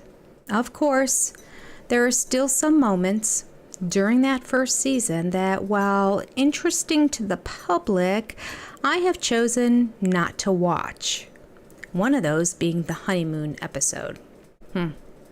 Cody, Robin, and I have made such progress in our relationships that I worry seeing them in such a romantic setting might set me back a few steps. I'm sure I'll watch it in one day when I trust myself with my emotions a little bit more. The wedding reception episode, however, is my favorite moment of the show. When I watch it, I am overwhelmed by the love and joy that I see on the screen. While I certainly benefited from being given an additional forum to work through some of my personal issues when the show began to air, our family suffered both individually and as a whole. Right before the first episode premiered, an article appeared in a Utah newspaper about our family and the upcoming reality show. I was working at a rehabilitation center for troubled youth at that time. Again, I was in a situation... I'm sorry, people. I need to underline that. I was just talking to James about that on Sunday, and I was trying to figure out, did they have behavior problems, or was it just an at-risk? Because we were both thinking that it was an at-risk center, but it's a rehab center for troubled youth. Yeah, that's translation behavior problem. That's not just at-risk. It's very different. Okay. Again, I was in a situation where I felt it was best to keep my family and religious beliefs to myself. When one of my coworkers read the article, she was shocked. Not because of my beliefs, but because I hadn't been open with her. I had no idea you had this lifestyle, she said. The fact that I was a sister wife didn't bother her at all. I felt relieved that she now knew and still accepted me as her friend. And I hope my employers would be just as accepting. I had discussed my lifestyle and my family being on a reality show with my immediate supervisor, who had subsequently discussed the situation with upper management. No one seemed concerned for 6 weeks. But the day after the series premiere of Sister Wives, with Lehigh City Police Department that sentence didn't make sense to me. Hold on. I think it was my fault from turning the pages. Okay. No one seemed concerned for 6 weeks, but the day after the series premiere of Sister Wives, the Lehigh City Police Department sent out a press release that they had been investigating the family. The next time I went to work, upper management called me into the office and fired me. I was devastated. All I wanted to do was help troubled kids, and I was being terminated because my employer was afraid of somehow being involved with this police investigation. I'm sorry. That's very different than it's being portrayed. Now they keep saying she got fired because she was a polygamist. She didn't get fired because she was a polygamist. They didn't care that she was a polygamist. For 6 weeks, they did care about the police snooping around their facility and them being accomplices or whatever. They didn't want to go to jail. All right. I need to underline that too.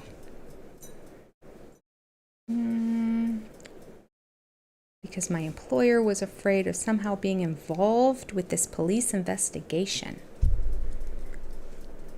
They said to me, Mary, what happens if the police show up here at the facility? Management told me that they were not firing me because I was a polygamist. Rewriting history. Boy, they have a different story now, don't they? But because they were concerned the investigation would bring unwanted attention to the facility and the children housed there. Suddenly, I had gone from being a private person to being a public figure, and a controversial one at that. Well, we could just talk about that little paragraph for forever. The victimhood of, well, the reason we don't tell people we're polygamists is for the reason that happened to Mary. But, like, they're justified. Their job is to care for and protect these children. And I'm guessing it was probably a residential treatment center. I don't know. I don't know where it was. If anyone knows, let me know. Could probably look it up, right? Because that would have been when they were still in Lehigh. How many centers can there be in Lehigh, Utah like that? All right, I'm going to do a quick dive here and see if I can find any information. Hi, Lehigh Center for Troubled Youth, Utah. Okay. What city is this in? Lehigh. What kind of facility is this? Alliance Youth Services, residential treatment centers for adolescent males. Residential, yeah. Yeah. It is their full responsibility to take care of these kids. It's not even like during the school hours. I get it. They were worried that these kids, that people with cameras would follow Mary at some point and there would be a glimpse of a kid in the background, and it's their responsibility to keep their privacy. It's not to be broadcast, any of these kids. I get it. Or that if one of the kids goes home, that somebody, reporter or whatever, follows him home and tries to ask him all these questions, and like they don't want that kind of they don't need that kind of attention. And I don't think they were worried about the police as much as they were worried about filming and paparazzi and newspaper articles, and yeah.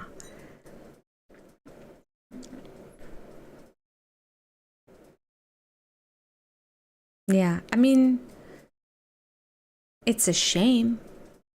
I agree, it's a shame. But you can't blame them. It's not like she got fired from Taco Bell. That I would get. But yeah, this.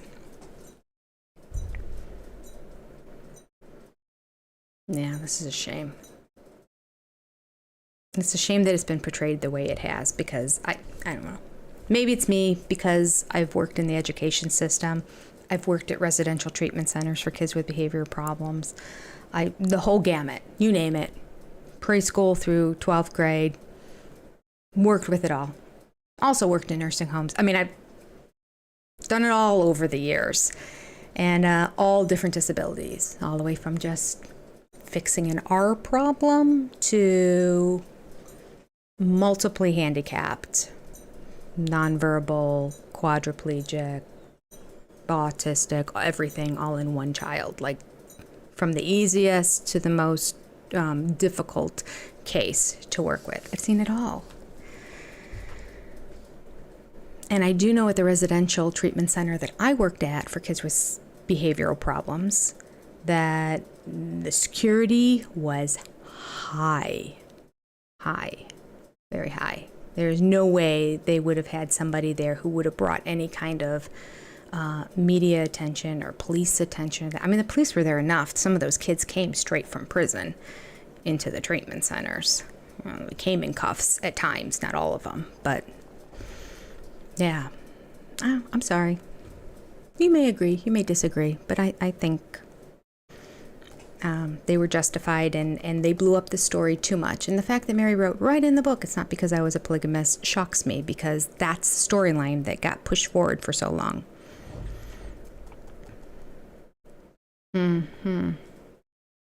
I think any job in an educational system, a public educational system, would be hard to maintain, but especially this one. But I think any school teacher, anything like that, would have probably lost their job given the situation.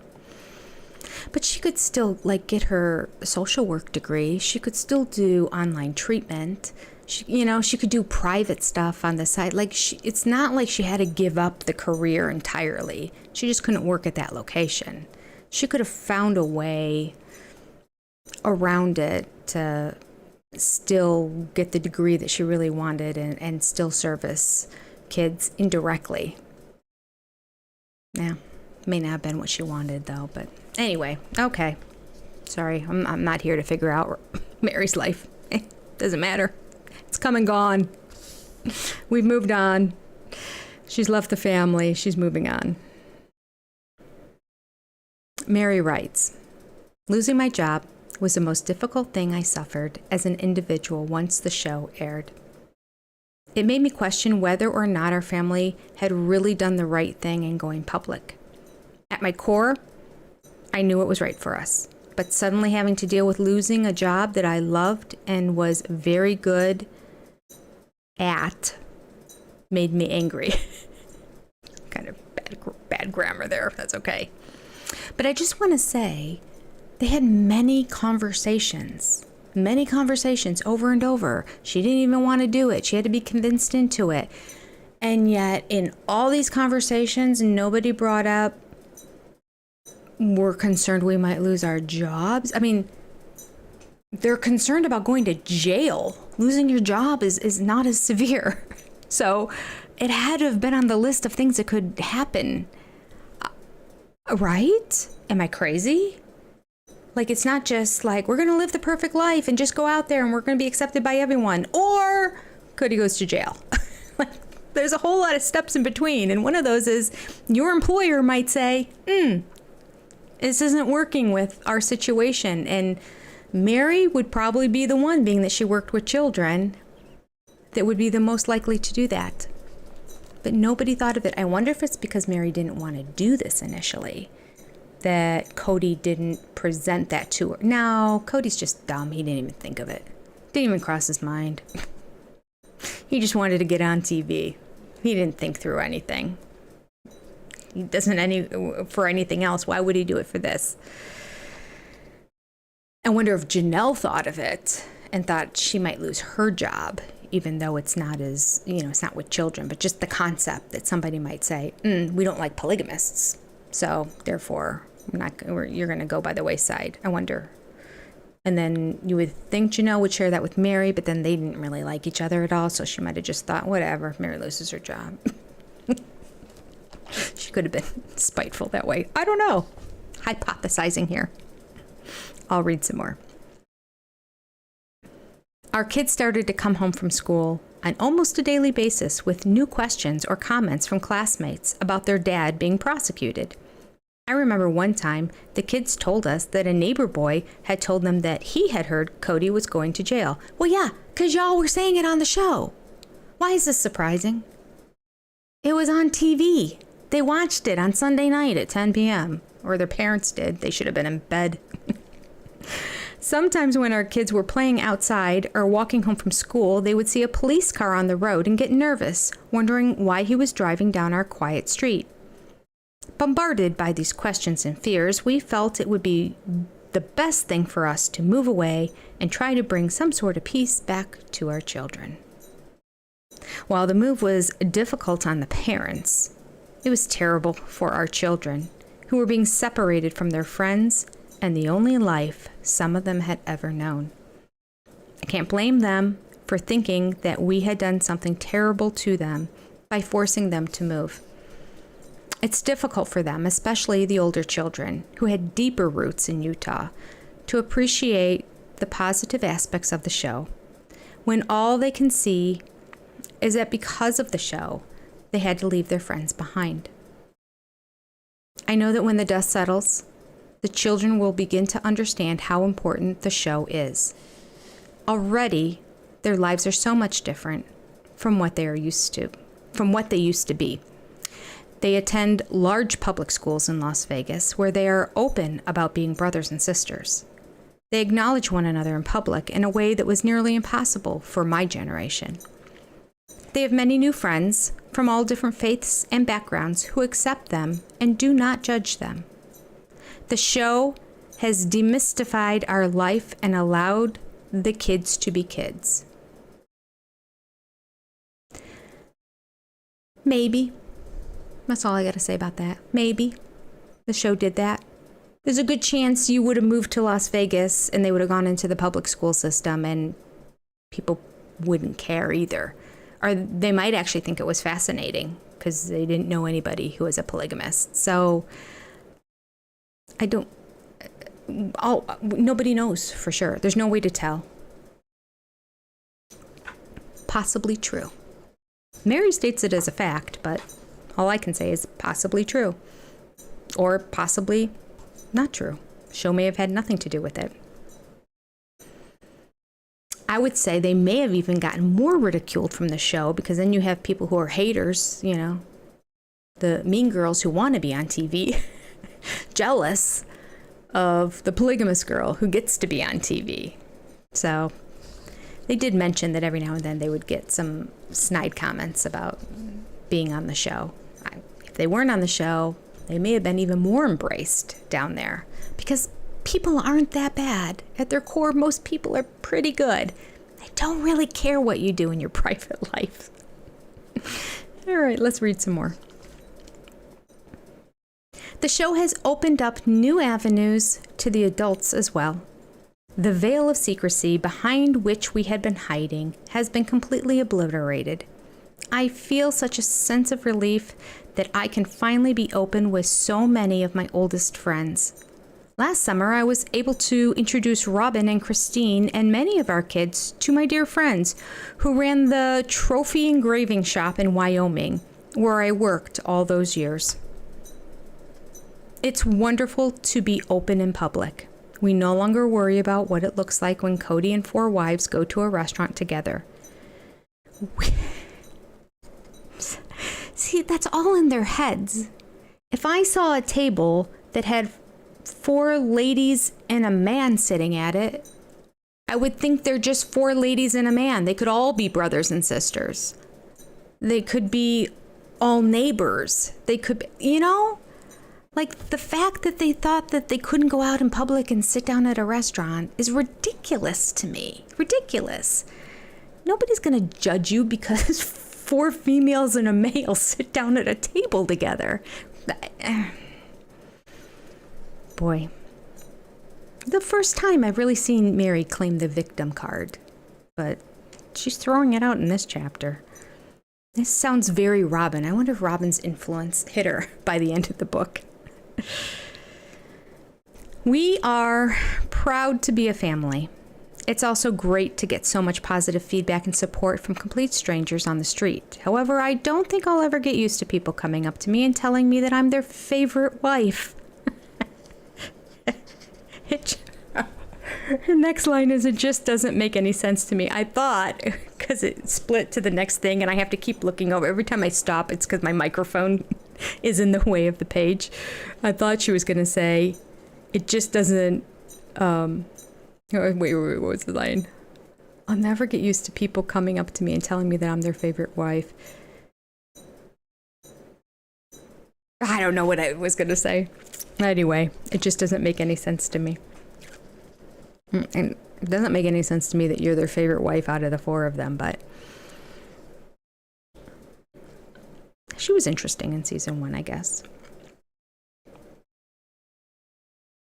Although we are recognized around our neighborhood in Las Vegas, it completely took me by surprise when people in New York and Chicago approached me on the street on our publicity tours. I almost have to laugh whenever anyone uses words like celebrity or famous to describe me. I'm neither of these. I'm just a mom and a wife who happens to be on TV. It's just me. How many times have we heard that line from celebrities? You are a celebrity. If you're on television, broadcast nationally into everybody's home, and they can click online and watch it whenever they want, and you're going on this national media tour, and everybody knows who you are, you're a celebrity. You may also be a mom and a wife. They're not mutually exclusive. Is that fake? Oh, there's a word for it. I can't think of what it is. But when you're like, oh, I'm not a celeb. I'm just a mom. Just a mom and a wife. I'm no celebrity. I'm not famous. You know, it's that kind of. So then the person has to then say, no, you are. Yes, you are. You know how much you're on TV. And so then you get to hear, like, how great you are. There's a word for it. I can't think of what it is. Let me hit the chat really quick, and then I'm going to read the last page. All right. Mary shares with us that anyone with a 5th grade education can speak Cody. I would say that's true. Aspen asked Christine why she is moving to Flagstaff. That is true. I recently actually pulled that clip out for something that I was going to put together for a video.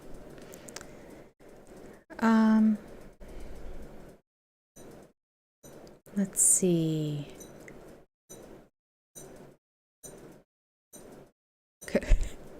Kathy says, Cody, you are the weakest link. Goodbye.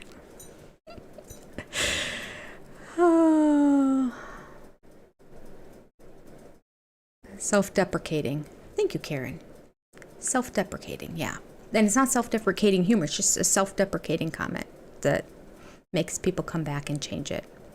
I like that. That fits it.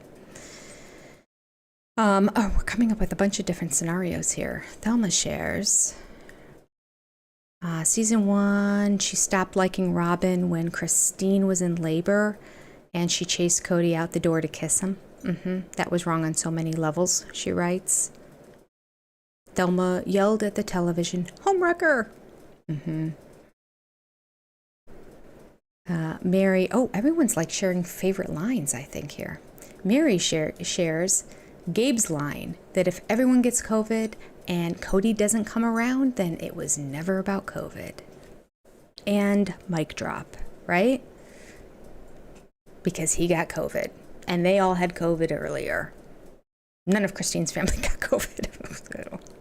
They like have a super antibody blood. All right. Kathy says, Jenny, all clean zingers today. So proud of you.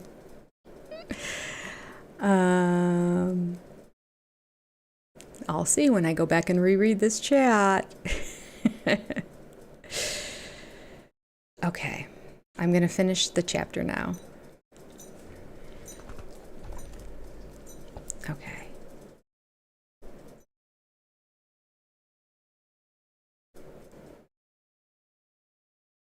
Y'all are funny. A lot of chat going on here. I like how you're all chit-chatting around with each other. Okay. Last page.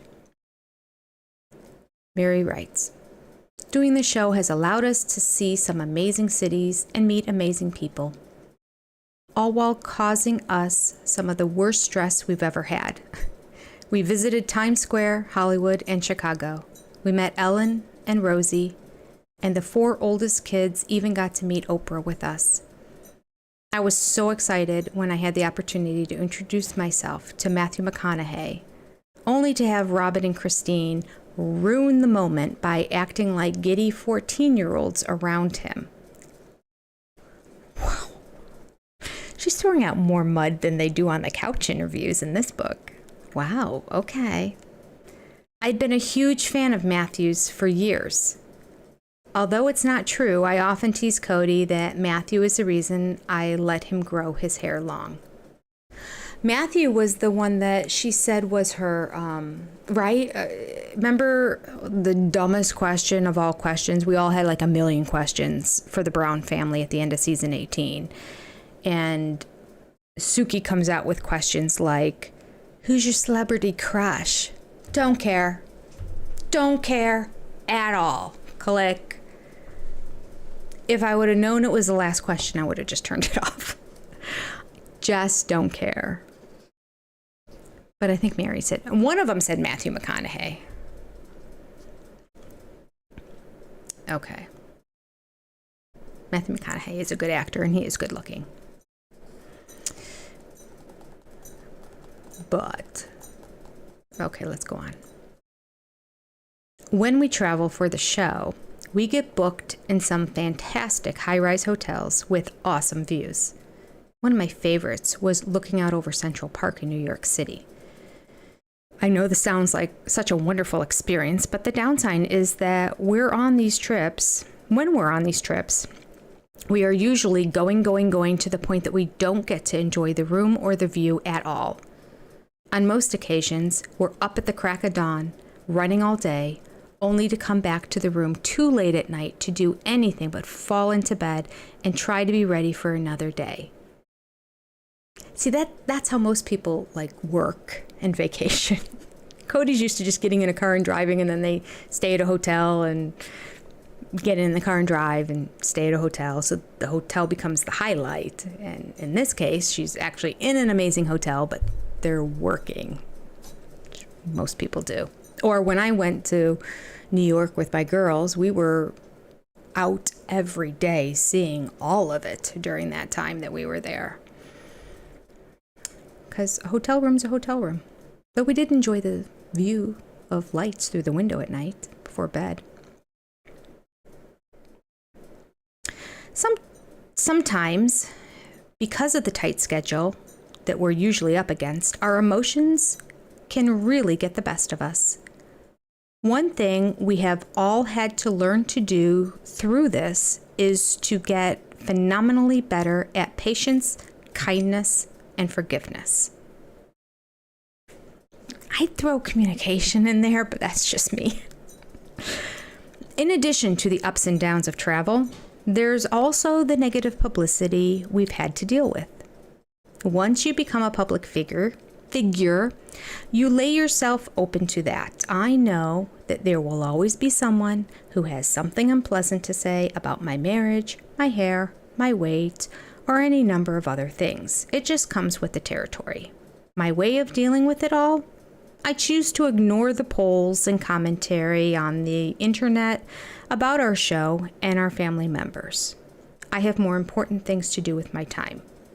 Healthy. I agree with that. Good on you, Mary. In many ways, the show has unified us. When we travel together, we are a tightly knit group. We don't let anyone breach our boundaries because together we exhibit strength in numbers, which is the backbone of our family unity.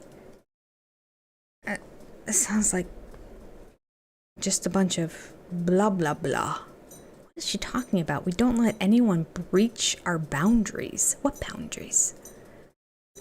Be more specific. I feel like a therapist wrote that line. Or she remembers from her therapy sessions. this line, and she put it in here to. I just hate it when people do the therapy talk. I feel like not only does it not make them seem wiser, but it actually makes them seem dumber because they're not exactly saying what they mean to say. This could be why the family had so much problem with communication. They spent too much time in therapy. So they do that whole talk around stuff and talk about it without mentioning it. Like, here's a whole sentence that makes no sense. We don't let anyone breach our boundaries because together we exhibit strength in numbers, which is the backbone of family unity. I mean, other than stating the obvious, a group together is stronger than apart. I mean, give me an example of a situation. What are you talking about here, Mary? That drives me nuts. I'm sorry. I hear the therapist talking. Although when she wrote this book, she didn't have Nancy yet. Nancy's the one that I'm just like, what are you saying, woman? They had the other therapist at this time. Last line. Being open in public has only reinforced that. Our strength in the face of public scrutiny is what makes us special. It's what makes our show positive and important for us and for our children.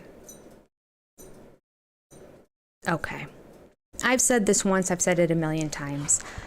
And I don't know, maybe it's more difficult. Maybe I'm naive by saying this is what everyone should do. But if these wives and anyone else that finds themselves in this kind of situation should just not read any of it. I mean, because they are celebrity status, because they are famous, they're going to get a lot of negative stuff. I do too, but like, I'm stuck in a quandary. Yes, I could not read anything down below, but then I feel bad because I feel like that's part of my job to engage with you. And I enjoy that too. And because 99% of it is great, you know, I just let the 1% go. But yeah, would my life be better if I didn't read some of the horrible... Somebody called me something today I was reading in a comment. What was it? It wasn't kind. It wasn't nice at all. It was on one of the Seeking Sister Wives videos. And I just thought, well, that was so unnecessary. They were thinking that, like, I didn't know what I was talking about with something, but they... like started off just saying something really rude and mean about me. And like, I don't remember what it was. See, I let it go. I let it go. Figured that person has issues. If I'm going to bother him that much. And if I said something that may have been slightly off from their perception of it, or maybe even their knowledge of it, maybe I did misspeak, why it made them so angry that they had to throw mud at me and call me names. I didn't mean to offend you. Like, I don't know why they took it so personally. Like, get a life. It makes me feel good. With all those people, though, I have my list in my notes app. Whenever somebody writes really something, unless it's like horrible, usually those get pulled out anyway from AI. Other than that, I let it go, but I have the quote and the person's name saved in my notes app. So that if another one comes, then you're gone. I mean, everyone can have a bad day, right? I don't think anybody needs to have a bad day and hurl insults at people personally, but everyone has a different upbringing and raising and what's appropriate and what's not. So I figure this is their bad day. Go at it. But you do it twice and you're gone. I don't want to read it anymore. Yeah. Yes, that's right. Thelma says, that's right, Jenny. Don't let mean people rent space in your thoughts. Yeah, gone. Already forgot what they said. And I forgot what their name was. But if I get another one and I go to cut and paste and I see the names there again, I just delete it out of there because I also delete them from ever being able to comment again. All right. Mama Squirrel always wanted to be part of a goon squad. Okay. Kathy said that she will be my enforcer. With her French-speaking mouth. Yeah, Kathy, you guess right. If you ever see one of those, you go at them. I'll let it stay. I'll like it. Heard it. Mama Squirrel, tell us who they are. We'll pay him a visit. That's funny. That's funny. All right. This was fun. This was fun. All right. Oh, we have to do a quote at the end. I forgot to put that in housekeeping. But I remembered. Can you believe it? Who called you anything? You are so loved. You guys are so nice. I did not say this to get positive reinforcement from you, but I appreciate it. It's very kind of you. Thank you. Okay. Let me find a quote for you all for today. I have so many of them. Let me click on quotes.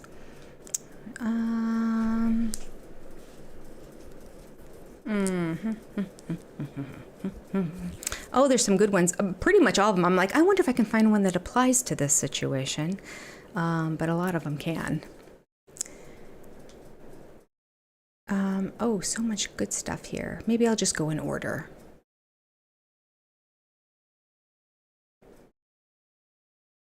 I don't know who said this. I don't have the person's name for the next one that's in line. But one quick short line, and it is, I wonder if I can cut and paste it right into the chat. Let's see if that works. I don't know.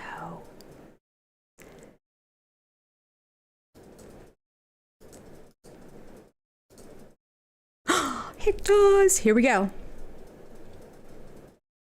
You will never have peace until you are okay with whatever is the outcome. So if you want peace in your life, you have to accept whatever the outcome is, and no matter which way it goes, if you're like, okay, if it goes that way, this is how I'll handle it. If it goes this way, this is how I'll handle it. It's okay either way. I have a preference for which way I want it to go, but if it doesn't, I'll be okay. Then you live a life of peace. There you go. Words of wisdom from Jenny to you. All right. Thank all of you, sister friends. Again, I'm sorry I started late today. I will have it together a little bit more next week. Make sure you write in this chat, which is going to end very soon, or put in the comments down below what we should do when we get to the end of this, which is in just a couple of weeks. I threw out some suggestions early on, and if you weren't here, just go back and rewatch the tape, and any other ideas or suggestions, throw them my way. I am more than happy to take them all, and then I think I will put them all together and create like a poll and have everybody vote, and we'll go from there. Sound good? Sound good. Because we want to keep it going, right? We want to keep these Thursday nights going. Yes. All right. And yes, I will click on it. Not that anyone can see it, but yes, Scarlett, thank you to all our moderators and to all our sister friends for being here this evening. Peace and love to all of you. That's right. And what do they do now? They do like hearts like this. This is a new thing. It's supposed to be little hearts. Seems odd, but apparently that's the new thing. All right. This was a great live, everybody. I agree. Thank you all. Let me find the goodbye button. James and I always laugh. We're like, and we'll see you. Thank you all. I will see you Sunday night for the Live with James, and we will be back here on Thursday night. And between now and Sunday night, you're going to see another video come out. Working on it. Good night, everyone.